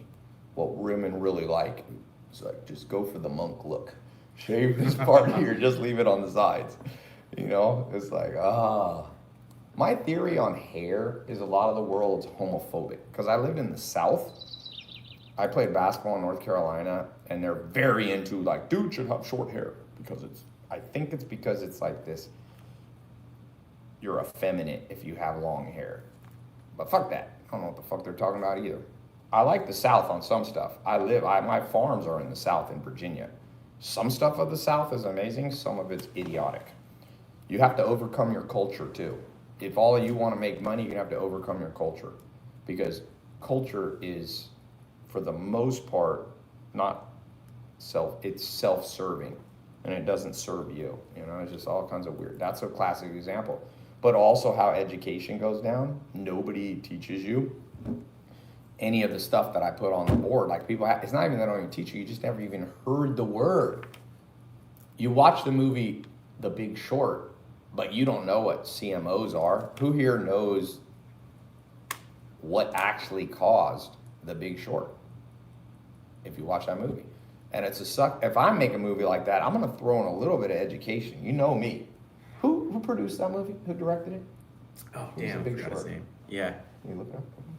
Yeah. Look up. My phone is. Oh, your phone's being used. Let me look up Big Short. But this dude, to Adam me, had a something. responsibility. I'm like, why didn't you put in some education? Adam McKay. Adam McKay. But still, you had Christian Bale, Steve Carell, Gosling, Brad Pitt. You could have actually helped the world understand stuff, you know? And everybody who watched the damn movie, nobody knows anything. So that's what I said. You have to overcome, each of you. That's why I built this advanced mentor program, because I'm like, I got to reprogram people's mind. I'm always trying to reprogram mine. People aren't even in the right universe, you know? You know what's weird? Everybody knows Squid Games, but nobody knows what an ABL is. So you got to understand, who's made you the sucker? Who do you think made money? Who actually made money on The Big Short? You watch that movie, or the Wolf of Wall Street movie, it's a business movie. You watch it for 2 hours. You got a little bit of pleasure watching the movie. But those people made $100 million, $200 million. So you're the sucker. Squid Games, people are like, have you watched Squid Games? I'm like, I'll get to it, but I'm not obsessed. I'm busy learning other shit. I don't care about Squid Games that much. People ask me if I play video games. I'm like, no, I'm too fucking busy. It's like, okay, there's a business guy I know who plays 6 hours of video games. I'm like, I lost all respect for you. I'm like, fine to play a little video game. Bro, you're like 30. You can't play 6 hours. And this dude has the body. He has the strength. I'm afraid. One of those guys, I have another friend like that, similar. He came to do jujitsu with me. His rib cracked in the first time we sparred. Like, you usually don't crack a rib. I said, bro, you're so fragile of a man that if another dude grapples with you, you instantly break. He got up really fast? It wasn't even No, that's a different guy. Oh, okay. That's the programmer, the Persian guy. No, Sean. I have a friend. I'm like, you are so nerdy. And there's nothing wrong. Sometimes people say I'm a nerd. But I'm talking about the nerd in the connotation of like, your bones are fragile. You should not crack a rib doing jujitsu unless you're like 93 years old. Okay, especially not white belt hard. So, anyway, Squid Games is just making more and more people fragile. Netflix is, I watched Netflix a little bit. I watched There Will Be Blood last night, but that's a good movie because that actually benefits me. It's a movie about, the oil rush of the early 1900s, Rockefeller and all this. So it actually serves a purpose. And it's actually educational. That one's better to watch than The Big Short. The Big Short don't teach. I mean, maybe The Big Short teaches you to see trends early, But each of you, you're going to have to immerse yourself in a new world because the way the world's going, they just immerse themselves in stupid stuff. And the good news is, the cool thing is, it's going to get easier to make money. I'm going to repeat that. It's easier to make money than any time because your competition is weak and they're not immersing themselves. And they think they know, kind of like the dude that was on there, just because they know words, they think they know stuff. Business ain't about definitions and words. Business is about a combination of understanding words, but more importantly, understanding human psychology.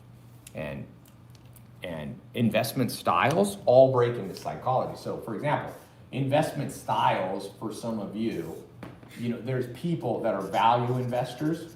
There's people who are technical. Okay, Warren Buffett's a technical guy. Buffett's a value guy. Soros is a technical. These people tend to get richer, but it's slower. This is more trendy because it's faster. But it's not necessarily, so these are strategies, not techniques. Strategies and styles. Let me call it styles. So you have to know what style, and there's more styles than technical or value. There's also aggressive technical and more conservative, and same on value. You can be a value investor and aggressive. When it comes to techniques, by the way, there's also this M&A world. This is my kind of specialty. And then M&A breaks into distressed, non-distressed, okay? I do both of these. So I bought a company called Dress Barn, was doing $700 million last year. It was in between. So there's actually something called 363. This is something I've got a lot. You have Stalking Horse. I learned this from a billionaire named Tillman Fertitta. I've been the Stalking Horse on Pier 1, for example. Stalking Horse is part of 363. Stalking Horse, who knows what I'm gonna give bonus points. Without Googling, who knows what a Stalking Horse or 363 sale is? Now, I've done these in other countries. For example, I bought 2 brands in the United Kingdom. They don't have a concept of 363 or Stalking Horse. Canada doesn't either. I worked on buying a Canadian company. I backed out at the end, but. Do you think a lot of these people are actually following along? Sure. The good ones are. There's always 20% of people are sharp in this world. The other 80% are just kind of in their own, like I said, the mass of men lead lives of quiet desperation. I bought 2 countries. No. I bought companies in multiple countries. I'm working on buying some companies in Denmark and Sweden right now. I tried to buy some real estate. Sweden is so hard to buy real estate. If you ain't Swedish, they won't sell to you. I bid over market, but Tracy, hello Tracy. She knows what a stalking horse is. Did anyone say they know what a stalking horse is? 363 sale. Anybody? Fully certified company? No. What kind of books did you read? I didn't read books for most of this. I have mentors. I have basically a mentor in distressed. He's a former Carl Icahn lawyer. That's why I was bringing up Carl Icahn. And I have, like I said, Tillman Fertitta kind of pointing me in the way. If you go on my YouTube channel, you'll see an interview I did. He's the largest restaurant owner in the world. He owns the most restaurants. And he also his cousins own the UFC. And he owns the Golden Nugget Hotel in Vegas. He's a baller. He's worth more than Mark Cuban. They're kind of competitors. That's why I told you, there ain't no Illuminati, because all the dudes at the top hate each other. Mark Cuban and Tillman Fertitta don't like each other. There ain't no Illuminati. They don't meet behind scenes and go, Mark, how can we corner the market? Blah, blah, blah, blah. You know, that's unfortunate. That people watch it too much TV. People watching too much TV. You know. Word on the state of the macroeconomy. Never try to predict the economy, but try to predict the trends that will happen. A stalking horse is an initial bid on the assets of a bankrupt company. You're getting warmer. Your Investopedia definition that you cut and paste was not an adequate one, but you're getting warmer. You're getting warmer. Come on. Can somebody you can use Google now. Somebody said Ty faked it till he made it. I love that people think that I faked it till I made it. It's hilarious. I bought my first company in 2003. Shit, I was buying companies before Instagram fucking existed, before YouTube existed. Or the other one is they think I faked it till I bought my first luxury. I had like a Ferrari Maserati 2006. It was actually on a TV show. For people who don't believe me. I'm like, shit. I didn't even go out on social media for a decade, but I like it. You know, a great tool that I've used. When strong, appear weak. That is a classic tool from The Art of War by Sun Tzu. That's a 6,000 year piece of advice. People are like, Ty, why don't you do rebuttal videos? I'm like, let everybody think I'm weak. You snatch their ass up later. People don't think that anymore, but they used to. But all the real ones knew, you know. All the real ones knew. Somebody said, fake it till you make it means to act out your pitch before you go in. Yeah, like I said, I was buying companies before social media existed. They were still like Friendster, and MySpace was big. I've been in the game a long time. I just used to do it behind the scenes, you know. Then in 2012, I was like, I'm gonna go bigger. I'm gonna go all over the place. It's good. Whenever you start talking about money, it makes people's brains explode. People have 3,000 theories on me. Oh, this guy, that's it's good. Let them not understand you. When people understand you, they don't respect you. You know what people fear and respect? The Godfather. You ever watch that? That's a good movie to watch. always. Godfather was respected because you didn't quite know how this dude made his money, but you knew you didn't want to fuck with them. I'd rather be, not saying I'm the Godfather, but I like that archetype for a human. Maybe it's because I'm a Scorpio rising. This is a Pisces right here. Pisces! Pisces are... Complicated. I'm not complicated. I'm sweet and sensitive. Sensitive, Spiritual. yes. Sensitive and complicated. Somebody wrote Heavenly Father. That's it. I don't know what that means. You have to complete that sentence. Can't just write a comment. Heavenly Father. Okay, who's going to be on next Friday's call? Who's coming into my in-person mastermind? I'm doing one in November. If you want to get in, you need to apply. I'm going to answer more questions. We can talk about investment styles. I have more stuff. I haven't even gotten into investment strategies, which is a whole nother. I need more time. I got to fly soon. So who's getting in? TaiLopez.com/start. Let's repost. It should be pinned. Is it pinned on Facebook? I think that's it, Zell down there. It's pinned Yes, on it's pinned Facebook. on Facebook. It's pinned. It's TaiLopez.com/start. It's a refundable deposit to show you're serious. I'm ready to bring. I haven't done this for about 3 years. The last 2 years I've been super busy. I haven't had time to mentor anybody. Now I have times on Friday and Saturday basically, and occasionally Sunday. Monday through Thursday, I have 23 businesses to run. and buying more businesses. I was on this trip, I'm buying a business, Ohio, and then a business in Phoenix. I've got two business interesting. One's a supplement company, organic detoxify business, which is profitable. I'm starting to buy, back here on this asset class, and M&A, you can buy, you know, like I said here, you can buy distressed or non-distressed, and you can actually buy, you know, profitable, non-distressed doesn't necessarily, the technical distress stuff is like 363 in America. A truly distressed company is 363. That means it's going through the bankruptcy code. This is a section of the code. I like to buy here because these are, it's not as good now, but it was great during COVID because everybody was freaked out. That's going back to what was number 2? Toughen up. If you want to make money, you have to be very, what's the word? Non-fearful. Resilient, not afraid of your own shadow, not always listening to conspiracy theories, not always thinking Bill Gates runs the world. It's like, fuck, that's not where you're going to make your money is in, it's going to be irrelevant who's the president. Biden, Trump, these dudes are all the same. When are you going to wake up, people? There ain't no improvement or... Someone was asking about the deposit, if it couldn't go towards the program. Yeah, the deposit goes toward, the way it works, it's a $497 deposit.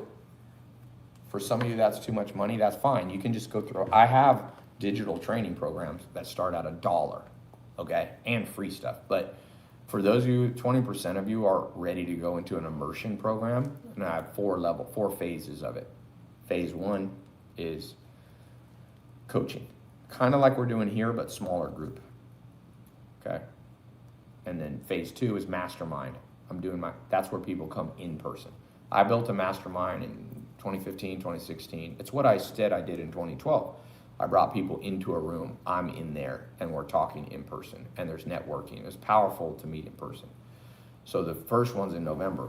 So if you want to get in, it's time to get in, okay? I do those all over the world. So I move it around. We meet 3 times a year. Then there's the shadowing level, which is phase 3.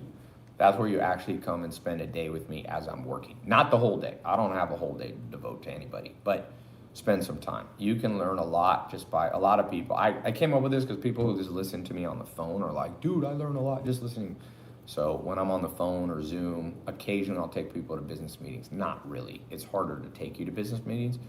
That's level 3. And then level 4 is actual advising. Well, I'll come in and fix your business. For those of you who have a company, I'll come in and my team will make a plan and we'll skyrocket the business.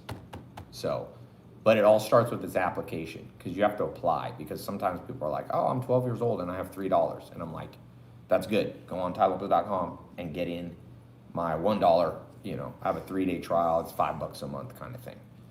But for those of you who are a little more advanced, you need to be immersed in business, mindset, all these, and you're going to learn stuff that you wouldn't think is related to making money, like psychology.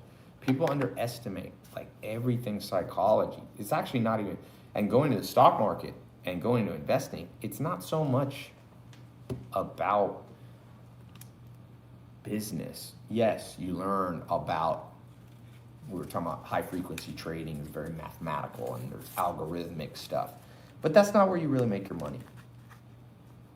The person who really made their money was Elon Musk, who's a master of psychology. And Steve Jobs was a psychologist, And so to the extent you know how to read people, you can create wealth. And to the extent that you don't and you just know numbers, you can be my accountant. This is how it goes. If you're a formula person, you can be my accountant. That's great. It's a very important role. I have controllers. I have 21 accountants and controllers in one of my company's department, Retail E-Commerce Ventures. You can Google Retail E-Commerce Ventures if you want to see some of the stuff I'm doing. It's one of the bigger brand holding companies in the world now. Me and Alex built it. So, okay.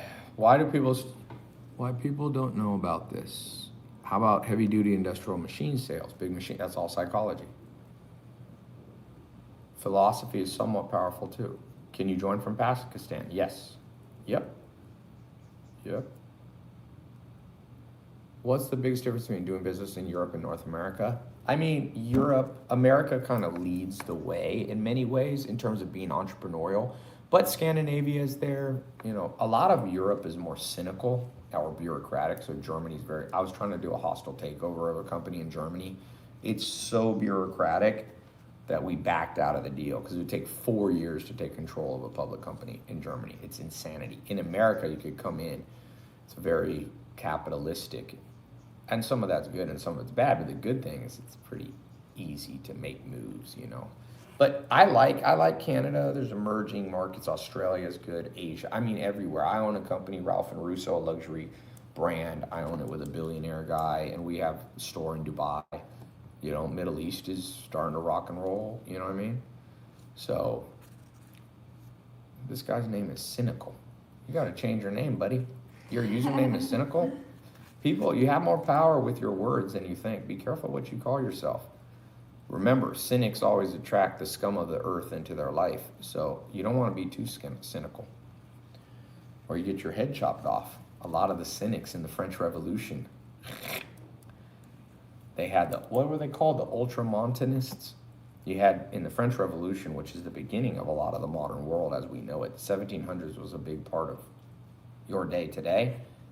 The ball started to roll. Somebody said, Cynical said, that's not true, brother. Just because you call me brother don't mean what you're saying is true. Trust me.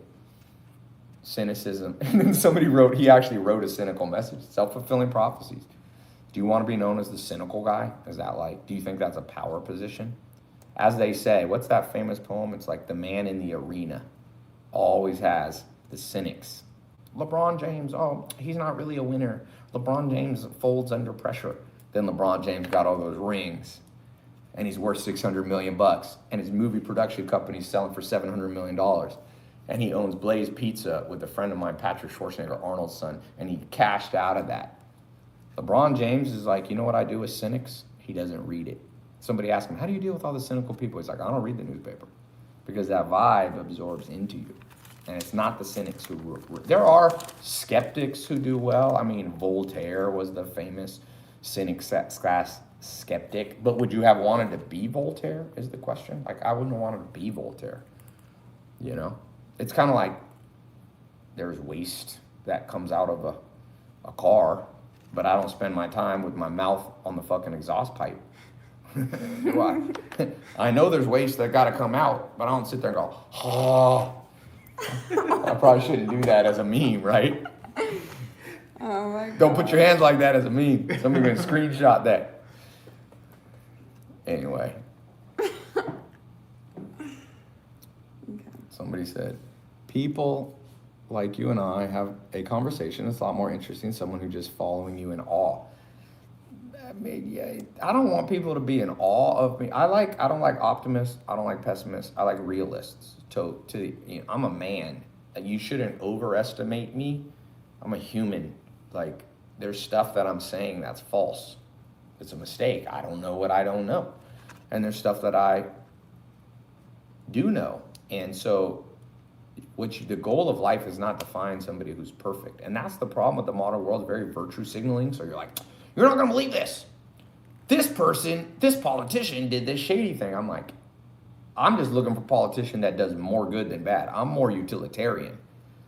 You know, this world is a utilitarian world. And people, if you don't know, somebody's talking about philosophy, you have to be utilitarian. So utilitarian's kind of like, okay, because here's a real story. Here's a true story. A boat sank, I think it was in the 1800s, outside of kind of the Arctic Circle, very cold part, but near Canada, like Newfoundland. And they had like rowboats, escape boats, and people went on it, but it was too many people. So whatever, the boats could hold 40 people, and like 60 people got on this, and the captain and the first mate were there, and they realized they were slowly sinking. So the captain turned to the first mate and said, we got to throw motherfuckers off here. And so we're going to go randomly and pick people. And they did, and they threw them off. And like, whatever, they threw 20 people off, and the other 40 survived. They made it to Canada. And that captain got put on trial for murder. So, question for everybody. Was he a murderer or not? Because had he not thrown people off, probably all of them would have died. But he was a utilitarian. He's like, well, 20 die and 40 survive. But the counter argument was, well, you don't know. Maybe there was a rescue boat right around the corner. You shouldn't have killed anybody. So who thinks that he was a murderer? Murderer? I mean, Murderer? how did he choose the people? He just random? Yeah, they did by random. Now, some people said the captain should have thrown himself off to kill him. But he said, I'm the only one who know how to get us, navigate by the stars to get us back. So I'm more of a utilitarian. I'm like, people got to go. And I'm not happy about it. I'm not a psychopath where I'm like, a psychopath would be excited. They'd be like, wee, Kate, wee, I didn't like your ass. I'm throwing you in the water. But, so I wouldn't have liked it. I mean, I would have been sad. Nobody wants to kill somebody unless you're an actual psychopath. But that's to me how the world is. So for some of you who are very idealistic, it's just, I don't know if you're going to make it in this world. Just to break it to you. You're gonna break down at some, and I'm not saying you gotta be totally compromised and not have any morals, but you're gonna have to find that place, and investing is like that too. Some of this green, some of this, I've had people say, oh, Tai, you bought Pier 1 out of bankruptcy and you laid off all these people. How dare you do that? Well, number one, I didn't lay off the people, but even if I did, the company was going bankrupt. There wasn't any money to pay people. So what's the difference between laying them off early and just stopping paying them? You see, that's an example of an ethical question that you have to decide when you go to make money. And some people are like, I'm not going to invest in cigarette companies, and I'm not going to invest in Vegas, in alcohol and tobacco, and that's fine. But just remember, money moves around this world. So you ethical people are probably recycling Pablo Escobar money right now in your wallet. It's probably a dollar bill that was made by a meth dealer. And that's how the money moves around. You know what I'm saying? Okay. So Philip Chan, welcome to the group. Mountain View, California. It's awesome. I still have a Lambo in garage. When I moved to Puerto Rico to change residency, I had to sell all my cars, 6 cars. But I still have Ford Raptors in America because they're on my farms. But I moved to Puerto Rico. I haven't bought a car yet, anything. But there you have to be careful with Lamborghinis because if you've ever been to Puerto Rico, they got potholes that a cow can fall in. It's like, so you get a damn Lamborghini, it's like, and those Lamborghinis are low. I remember, here's a true story. The first Ferrari I ever had, it was a 360, the Medina. No, this was back in like 2008. I had it, I used to live in San Diego. This is before I ever posted it on social media. And I'm in San Diego and I hit a speed bump. This car was low. And I'm like, ooh, I hope that didn't hurt anything. So I kept driving up to LA. A car pulls up beside me on the 5 freeway, and it's like, whoa! And I'm like, what? And they're like, I had ripped off the whole bumper on the front. I guess it was just not dragging. So we pulled over on the side of the road, and the dude had duct tape, and I duct taped it up because I wanted to get back to LA. So I had a duct tape Ferrari, just the bumper. People were probably driving and being like, this dude, I should have posted that on social media. Ty's really faking it. He got a Saturn and he put a body kit in. I'm going to start messing with people's brains like that. People are like, I'm going to start getting like a fake, you can buy like a Lambo kit. I'm going to get a Lambo kit, stick it on a Saturn, and then during the video I'll have like one side, the piece fall off and it'll show Saturn, and people will be like, I caught Ty. Finally, we've proven that he's faking it. It's all a fake. All a fake, man. I'm gonna get a private jet, but instead of I'm gonna shoot. You know how girls now in LA are shooting in a set? Yeah. They shoot in a fake private jet set. So I'm gonna go on a private jet set and I'm going to just like record a video, and then I'm gonna have something fall down in the back and it reveals it's like a movie studio. And they're gonna be like a viral video. And it'll be like, proof, Tai. Time's to fly. Tai has been scamming people about this. Sometimes I wonder, it's like, when will the world wake up to the real scams? Like, people actually spend time arguing if Joe Biden's better than Donald Trump. I'm like, you ain't ever read history? There had probably not been one honest politician in 2,000 years. Has there been one? Like, who is the one? Abraham Lincoln? I don't think so. Abraham Lincoln wasn't so against slavery. He kind of was, but not really. Like, who is the one? Julius Caesar? As they said with Julius Caesar when he came into town.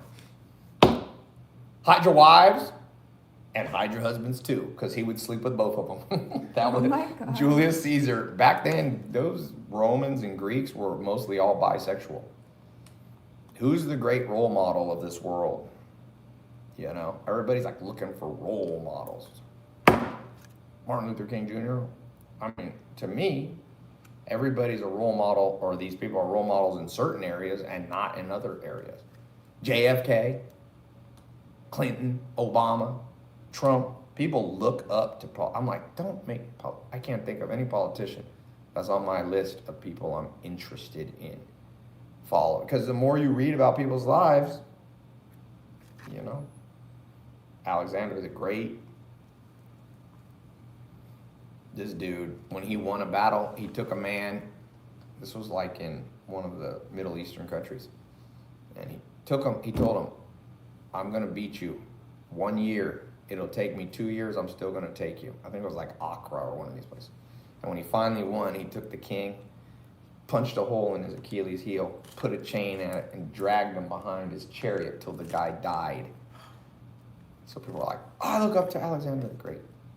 I'm like, okay, this motherfucker was ruthless. Somebody said Jordan Peterson, the psychologist. I'm going to pick some people like, you know, Joe Rogan, Gary Vee, it's the whole world. What you got to do, what I do is I'm utilitarian. Humans are just humans. So I just take the best and leave the rest. You know, Donald Trump had some good things and a lot of bad things, and same with good old Joe Biden. Yeah, it's been an improvement. It's been the same.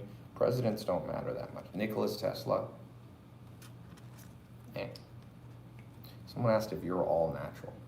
Except Yes. makeup. I don't like when she wears makeup. I'm like, you don't need makeup. You got that face that doesn't need makeup. Yeah, I'm all natural. Some women have that face where makeup makes you look worse. So why do you put makeup on? I don't know. I like a little makeup. Just a little bit. I don't have a ton of makeup on. I know, but you look better without it. It's fine. I feel like I look too young with makeup. You're not young. Women want to look young. Well, you want to look 73? No, but I don't even look my age. I look like I'm younger than I am. Yeah, but makeup doesn't change that. Makeup, I don't know. Anyway. Dan Penna. I don't know. I don't know anything about Dan Penna.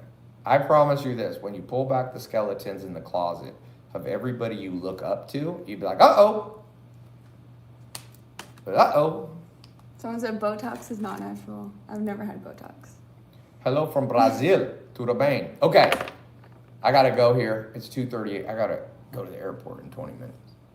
Explain stalking horses. Stalking horse is where you put in a guaranteed bid to buy a 363 company. And in exchange for that, you get concessions. So, for example, you get, if somebody beats you at the auction, you get paid. Somebody said Dan Pena definitely caught some bodies. Oh, I don't know. I know nothing about Dan Pena. You know, people bring that. I don't know. I don't think he killed somebody. Marcus Aurelius. Stoicism is pretty overrated, but Parham Radmanesh, welcome to the group. Oh, Chris Walker, I see you over here. You just got actually good. Okay. Stephen Luton. So before I go, I'll read off the names. Give me 1 second. Who's getting in the program who hasn't gotten in? Who's ready to be immersed in advanced mentorship? Not just from me, but my circle. I'll have my business partner teach some too. But what does he know? He only sold his company for $300 million. It's all about the circle you're in. I spend all day talking to people. Law 33%. I spend 33% of my day talking to people who are more advanced than me. I spend 33% of my day, like my business partner, we're equal business partners. So we're kind of on the same level, and I'm spending part of my day talking to a group who is more starting out. Some of you are advanced, but you know, in general. So what else? So tailopez.com, the way it works is super simple. You click the link, tailopez.com/start. You fill out the application. It's simple. It's a refundable deposit. If you're not a good fit, we'll refund the money. You set up a phone call with my team. They'll call you tomorrow. They usually don't work Sunday, but they'll call you Monday or Tuesday. They'll explain the 4 different phases, and we'll find the one that's for you. If none of them, if they're all too advanced for you, we press one button, and you'll get your $4.97 back, every penny. We don't charge any fee. And if you are a good fit, we'll apply the deposit into whichever phase of the program you get into. Any last questions? Somebody said it was informative. What's one thing you learned that you didn't know before? Oops, set that back up. What's one thing you learned that you did not know before? How many side hustles did you have? Start with one. The man who chases 2 rabbits catches none. That's Confucius from 5,000 years ago. Are you doing any more conferences? I'm doing a little bit, but I'm doing more masterminds in person. For the activism investing, somebody learned about being utilitarian. What's something you learned today? Asset-based lending, ABLs. By the way, some of you can get into these areas of financing. Stalking horse. Are all the masterminds gonna be in the US? Nope, I'm out of the US a lot of the year. So we'll do one in London too. Somebody wrote the word Ray Dalio. Okay? How do you find your purpose in life? One of the things, I'll teach a different, I created this system of 5 ways, concentric circles. You see where they all intersect. That's what you should be doing with your life. Hard money loans, yep. Hard money lending is more real estate based. Somebody said, I hate to tell this guy, but I would snatch his girl with swiftness. Very Shakespearean, man. With swiftness. Wherefore art thou, Romeo? You're so romantic, too. That's the way to get a woman. Kidnapping. I will snatch you with swiftness. You should change your Tinder profile headline to I will snatch you with swiftness. That'll get you a lot of swipes. But not the right direction. Somebody wrote, what the? How to register for the in-person mastermind. That's what I have the link for. tailopez.com /start. Jump in there right now. I'm going to take my goal is 300 people. 300 total at a time. Kind of like the good old movie 300, the story of the gates of Thermopylae. The great Spartan Empire against the Persian 1 million horde. And they gave their life to save Western civilization, if you want to be dramatic. How can you find a girl like that? You got to be going places, buddy.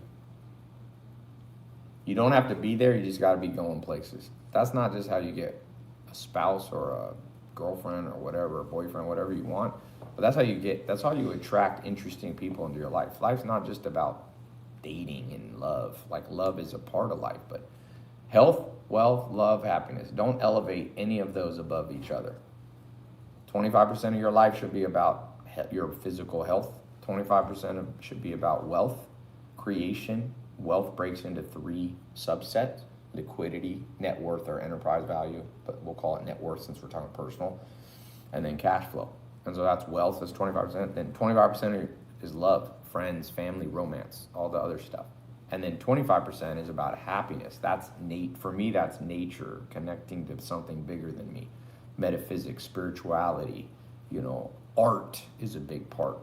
I think art and nature is like what brings happiness, as well as all the other things. Family can bring that. The last 2 are where you kind of like, the first 2 create the last 2 in the 4 pillars. That's something I've never really taught people. People ask how they all work together. Health, wealth, love, happiness. Health and wealth combined are the utilitarian tool to get you the last two, which are the idealistic two, love and happiness. Everybody wants love and happiness, but they forget no health, no wealth is hard to get love and happiness. Very hard. You're basically, it's like trying to have a child through masturbation. It ain't happening. A lot of activities happening, but you ain't nothing coming of it. And ain't no child come out of that. So you need two to create the other two. It's two to tango. It's kind of like the philosopher Hegelian thesis, antithesis, synthesis. The two become one. The two become something bigger. And that's why I'm teaching about wealth, because I've been there. Like, who feels financial pressure, or who feels like you're underachieving right now financially? Like, I know that pain. I have been there more than once in my life. And so the only way out is to do everything and anything. That's why it's always interesting. Like, when I launch it's like some people, like, I'll launch a mentor program. I haven't done it for years. Not everybody gets in. Some people can't afford it, but people who can afford it don't get in. And I'm like, some people are like, well, I don't know if I can trust this guy. I'm like, well, you can trust the fact that I know how to get the whole world talking about me. That's a certain value in that. Even if you think, oh, okay, I know more than Tai. Well, you don't know more about me in the cutting edge business things, which is social media personas. That's how the whole world works, man. This whole world is now driven by social media and personalities. Look at Elon Musk. He has developed out this personality, you know. Okay. Last questions about getting in the program. Somebody said I ordered the custom plate mentors. I like it. You can be my mentor. All right, Anna Wong, welcome from San Francisco, California. Did I already say Parham Radmanesh from Newberry Park? Who's interested in getting the program, not sure they can afford it? Put that down. Put down if that's you. Who's kind of on the fence and like, oh, I'm not sure. Okay, Jessica, Natasha. Who's on the fence? They're like, I could see the value, but I'm not sure. I will tell you this. When the student, you know the famous saying, when the student's ready, the teacher will appear? There's another one. And I've seen this, and my business partner, we feel the same way. When the mind is ready, the money appears. Not always, but more often than not, it feels weird. Like, so many times in my life where I wanted to do something, even buying companies. Some of these, I bought Pier 1 for $31 million. Me and Alex and my company. It's a good bit of money. It ain't like it was $3. But when the mind is ready, the money starts to appear. Not always, but most of the time. Because you go out, it becomes the impetus, it becomes the motivation to figure it out. Sometimes, in my mentor, Alan Nation, second mentor that I have, he said, you know, what changed his life and what he's seen change other people's life is that a little bit of financial pressure, he used to say, makes people get out of bed. Some of you are playing too much video games because you haven't obligated yourself to enough things. He told me a story of this farmer guy who had taken out a $10 million loan to build a dairy farm, organic dairy farm in California. And I said, do you think that was a wise choice? He said, I don't know, but that guy will get out of bed every morning. You see what I'm saying? And so some of you don't have a reason to get out of bed because your goals are very kind of low. You know what I'm saying? So you need, the goals must be set. And sometimes you set them financially. Sometimes you reallocate money that you're spending on BS. Like, I'll tell you this, you want to get in shape, don't go out to eat for 6 months, 3 months. Going out to eat, you cannot, it is so, every time I go out to eat when I travel, because I'm traveling, I have a chef, sometimes travels with me, like when I'm in Europe, I have a chef because I'm staying in the same place, but take all that money, you know how much money you save by not going out to eat? People are spending, let's just say you spend $20 a day. A lot of people spending more than $20 a day eating out. You can eat way better for $2 a day. I mean, $2 a meal versus $20 a meal or $10 a meal. So for me, reallocate capital. That's the first rule of investing. You reallocate from low performing assets, and the highest performing asset, I didn't even put that on. Really, at the end of the day, the best investment I ever made was my brain, because the brain is the one thing that you have more control over. in general, the brain stays pretty strong. My grandma was 102 playing chess. So the brain can stay strong for a long time. Whereas your investment in Tesla will probably be, Apple will be gone in 20, 30 years, man. There ain't gonna be no Apple. I'd bet money on that. Facebook will be gone in 30 years. They may be gone in 5 years.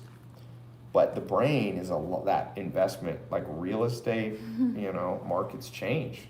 You invest in Miami and it floods. But you invest in the brain. So reallocate capital that you have going. Who here, be honest, has capital going into BS places? Like, don't lie to me. I know you're moving capital into weird stuff. Her name is Cara. What's your name, Cara? No. You know what's weird in my life? Dated a lot of women with the letter K. I dated a woman named Kim, and then she had a dream. She's like, you're gonna break up with me next month, and you're gonna be dating this other girl with blonde hair. I remember that. She had a dream. Dreams strangely come true. And I was like, what? And we ended up breaking up. But I liked her at that time when she's like, you're gonna break up with me? And I was like, no. And I really liked this woman. I was love at first sight. Her name was Kim. She was Asian, and she's like, you're gonna switch from me to a blonde hair. I'm like, what? And then I had a party. We broke up, and I had this random party in Hollywood, May. And then this girl came named Kirsten. And I remember meeting her and being like, this woman was so exotic. She had blonde hair, blue eyes, but she was Native American. And I had a party, and she knocked somebody out. She was so strong. Native Americans are like strong.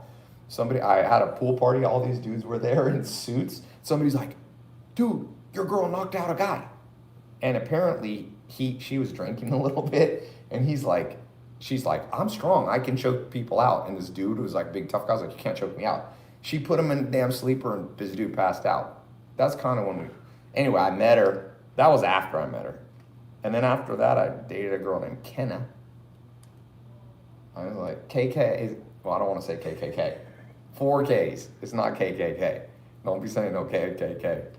Anyway, it's weird. But that one, dreams, you should watch a movie, YouTube, like Carl Jung. He was an associate of Sigmund Freud. He believed in dreams, psychoanalytic kind of therapy. And also, my great-grandfather was a psychoanalyst in New York. He was German. But dreams, watch your dreams, because sometimes dreams are prescient, as they say. They're predictive. Most of my dreams don't come true, but I've had a few dreams that I was like, damn, how did I dream that? Somebody said I'm rambling now. No, I'm not.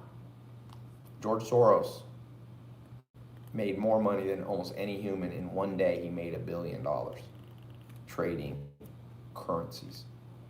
And he says, oh, I'm super logical, and that's how I decide how to invest. And his son wrote an article that said, my dad's bullshitting you. He has a weird backache, and that tells him to sell stocks. And he has like a dream, and that's how he buys. So that's how it goes. That's how it goes. So rambling,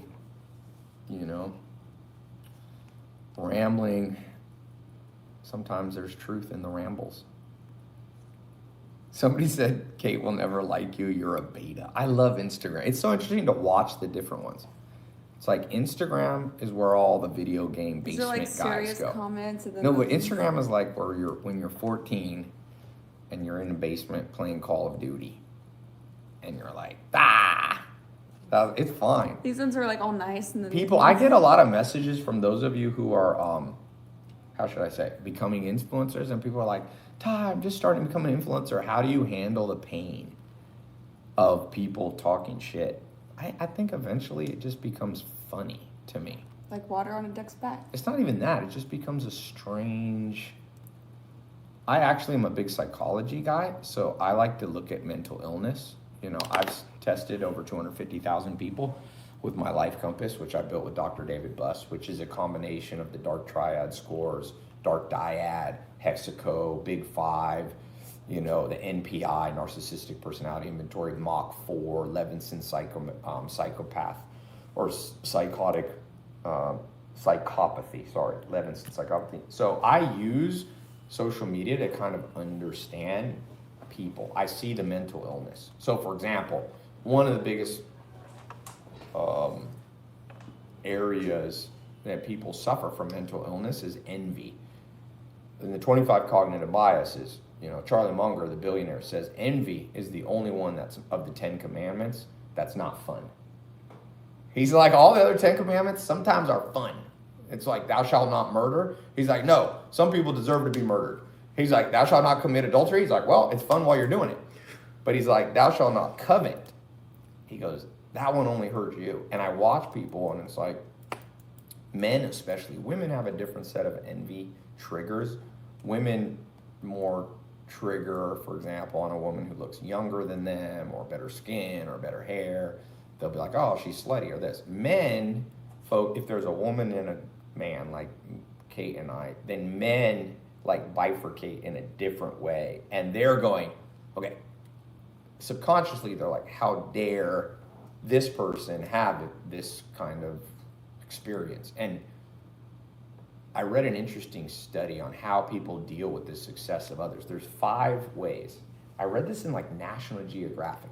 I've never been able to find the article. They were talking about wealth disparity in India, and they were talking about like, how do people in India there's a lot of people in India make like 14, 15 bucks a month, and they live next to people who are billionaires. And why don't they revolt? Why don't they murder them? Why don't they kill them, right? And you saw this in slave times in different countries. In the United States, some people go, why didn't the slaves have an uprising and all this kind of stuff? So there's a lot of psychology of why that happens, Stockholm Syndrome, all these kind of things. But with men, what happens is that men, thank you, women are, somebody said, yes, Ty's attractive, very attractive. Thank you. How can we pin that comment? Yeah. No, I'm joking. But the psychology of how men deal with other men doing better than them. And I saw this when I launched my first video, like here in my garage. I used to have Lamborghini Ferrari before I launched that video, and nobody really cared because it was like on a small scale. So I'd like drive to my nightclub in a Ferrari. Dudes were like, yo, that's cool. But when you put it on like 100 million people see it, all of a sudden this cognitive triggers come out and men start going subconsciously. I'm not that interested in the conscious mind. The conscious manifestation is the words that this person says, like, oh, Ty, blah, blah, blah. But the subconscious trigger, when somebody calls me a beta, they're emanating from a place of being a beta themselves. So they kind of, and you'll see people will do this. They kind of extrapolate their fears onto you. So for example, I know some dudes who are like mega alpha guys. Okay, I did a little charity thing with The Rock. I flew and I was on the set of the Fast and Furious. It's insane. Did I tell you about them shooting? Mm-hmm. Dude, they don't even put multi-camera. They have to turn every single angle to shoot it. Took one day. I memorized the line. It was like Jason Statham. I forgot it now, but I could say the line. I was so bored. It's not as fun as you think to be on a movie set. But The Rock, for example, when he meets me or meets you, he doesn't go, this dude's an alpha or this dude's a beta. That's weird. You know why? Because he's an alpha. There's no extrapolation. It's not in his consciousness. Just leave it off. Yeah. There's no consciousness he has of being a beta or not a beta. Does that make sense? But when you are a beta, you're very conscious that other people might be a beta. And you want, misery loves company, So it's just interesting. You're all going to have to learn that in your own family. When you start to make money, all the people who want to have money but are poor now, they're going to put their fears onto you. They're going to actually say words, like, oh, you're too focused on money, or, wow, you're greedy, or, oh, you should be helping out other people in the family. These are all things that's the state they're in and wishing they could do. And so they just put it on you in a critical way. So it's, like I said, I see social media as this grand psychology experiment. And it's pretty interesting. I've learned more about, just humans from being on social media. I don't regret it. Someone's going to say you're getting late for your flight. I got to leave at 3. I have 3 more minutes. Oh, shit. So somebody says, it's funny. I'm going to tell you one last thing about psychology.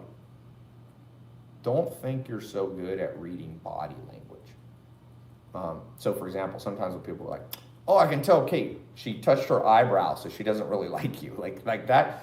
And I was reading an interesting book about the Native Americans. It's called 9 Years Among the Indians or something. Life Among the Indians. It's by a guy who was captured by a Blackfeet Indian in the 1800s. And he talks about he married an Indian woman. He was a white guy, and she was she never talked hardly to him. She rarely kissed him, okay? And so he always thought she didn't like him that much. And then he was going to go on a war path. He would join the war path. These Blackfeet Indian were going to attack another tribe, Kiowa or something like that, I forget. And this woman who'd never spoken a word comes to him and goes, please don't go, please don't go, please don't go. You'll probably die. And he goes, what? He goes, why do you care? And she goes, because I love you so much. And so one thing you're gonna have to learn is that the women or the men that you think love you because they act that way oftentimes don't. And the people that you think don't like you that much are often very attracted to you. There's a lot of reverse psychology. Introvert women, for example, often, does it work? I don't even know that. It's It'll completely auto shut off. post. Okay, cool. Yeah, don't Just worry. making sure it's still there.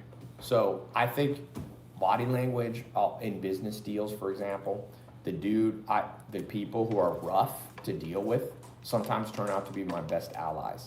And the people who are super like, yo, I'm gonna do a deal to you, and they smile, yeah, we're gonna do a deal. Those people are always flaky.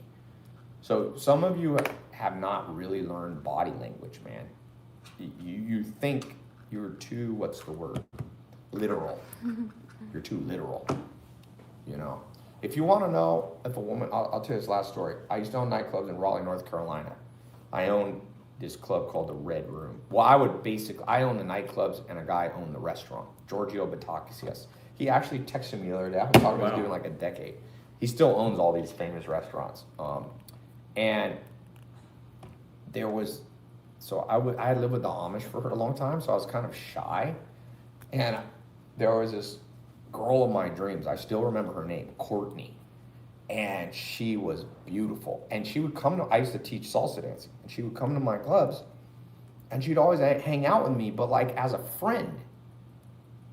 So she'd be like, hey, you want to come out? Like me and my friend, we're going to have dinner after. Like, I was like, oh, I don't want to be the third wheel. Because a lot of you guys are getting advice about being friend zoned, which some of that advice is true, but like a lot of it's not true. And so I was like, oh, I've been friend zoned. And I looked at her body language. She wouldn't like lean in and all those classic things. And she wouldn't touch her hair. But then I moved to California. And years later, I texted her or Instagram. And she's like, you know, how come you never asked me out on a date? And I was like, what? I was like, I didn't know you liked me. She's like, I was always in love with you. She's like, why do you think I would come to the club? She was a white girl. She's like, why would I come to the Latin club? And I was like, oh. So now I learned to watch people's actions. People lie, but actions don't. So if somebody's hanging out with you a lot, ding dong, don't matter about their body language. Some people are awkward. Some people are awkward. I'm not awkward. And I'm pretty talkative too, but this is like your thing, so I'm not gonna interject. Pisces are all awkward. You're the classic Pisces. I am not awkward. I'm not. We were talking about self-awareness yesterday. But awkward's cute. By the way, some of you dudes, you think you need to be all smooth. Lots of women like awkward guys. Lots of women like awkward guys. In fact, there's a certain type of woman that if you're too smooth, she's going to automatically, women say stuff, oh, you're so smooth, you're probably a player. There's lots of dudes who fail because they think they know body definitely language. awkward. It's fine. It's charming. You have a certain charm with your awkwardness. It's okay. Jao said, I'm Pisces, but I'm very smooth. The fact that you say you're smooth, I doubt it. I'm smooth. In fact, whenever dudes overestimate their talents. Someone said, Ty, are you projecting your awkward onto her? I think that's what's happening. I don't know. Do you all think I'm awkward? You're a little awkward. Am I? No. I don't know. No, you're not. Who thinks I'm awkward? I mean, I think I have been awkward. It's not a common thing that people say about me. Someone said, Ty, what's your Venus sign? Aries. Who thinks I'm awkward? Very welcoming face. I like that. Thank you.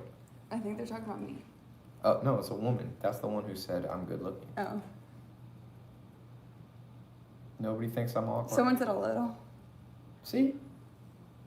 That's what I told you. My advice to 18-year-old, everything you think is true is probably false. Who did I have that talk with? Because you all listen to the wrong people. For example, I'm like, who here's read Robert Trivers? Nobody. Nobody's read Robert Trivers. This dude's a genius. Still alive. Walking on our planet right now. And in the meanwhile, you're listening to all these dipshitty people. You know, my goal, by the way, is not to be your mentor only myself. The mentor program is also to point you to people beyond me. Robert Trivers understands biology and psychology on a level that maybe nobody's ever understood in human history. You know, so part of where I'm different, because other quote unquote, can I have that drink? Other gurus out there are kind of like, I'll teach you what I know. Well, nah, I'll teach you what I know and beyond what I know. I'm gonna cut. Okay, let me read the last people jumping in. Who's gonna get in before we cut this? All right.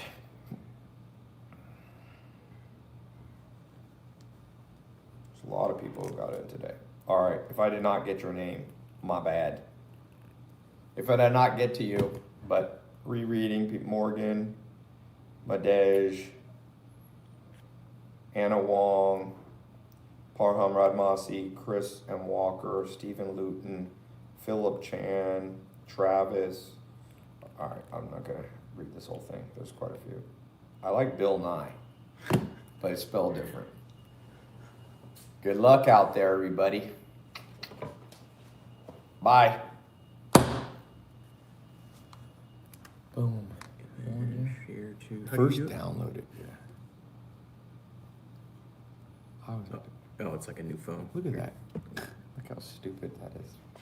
All right, shut all those off. All right, and this one. It's not right. Recording stopped. Intro.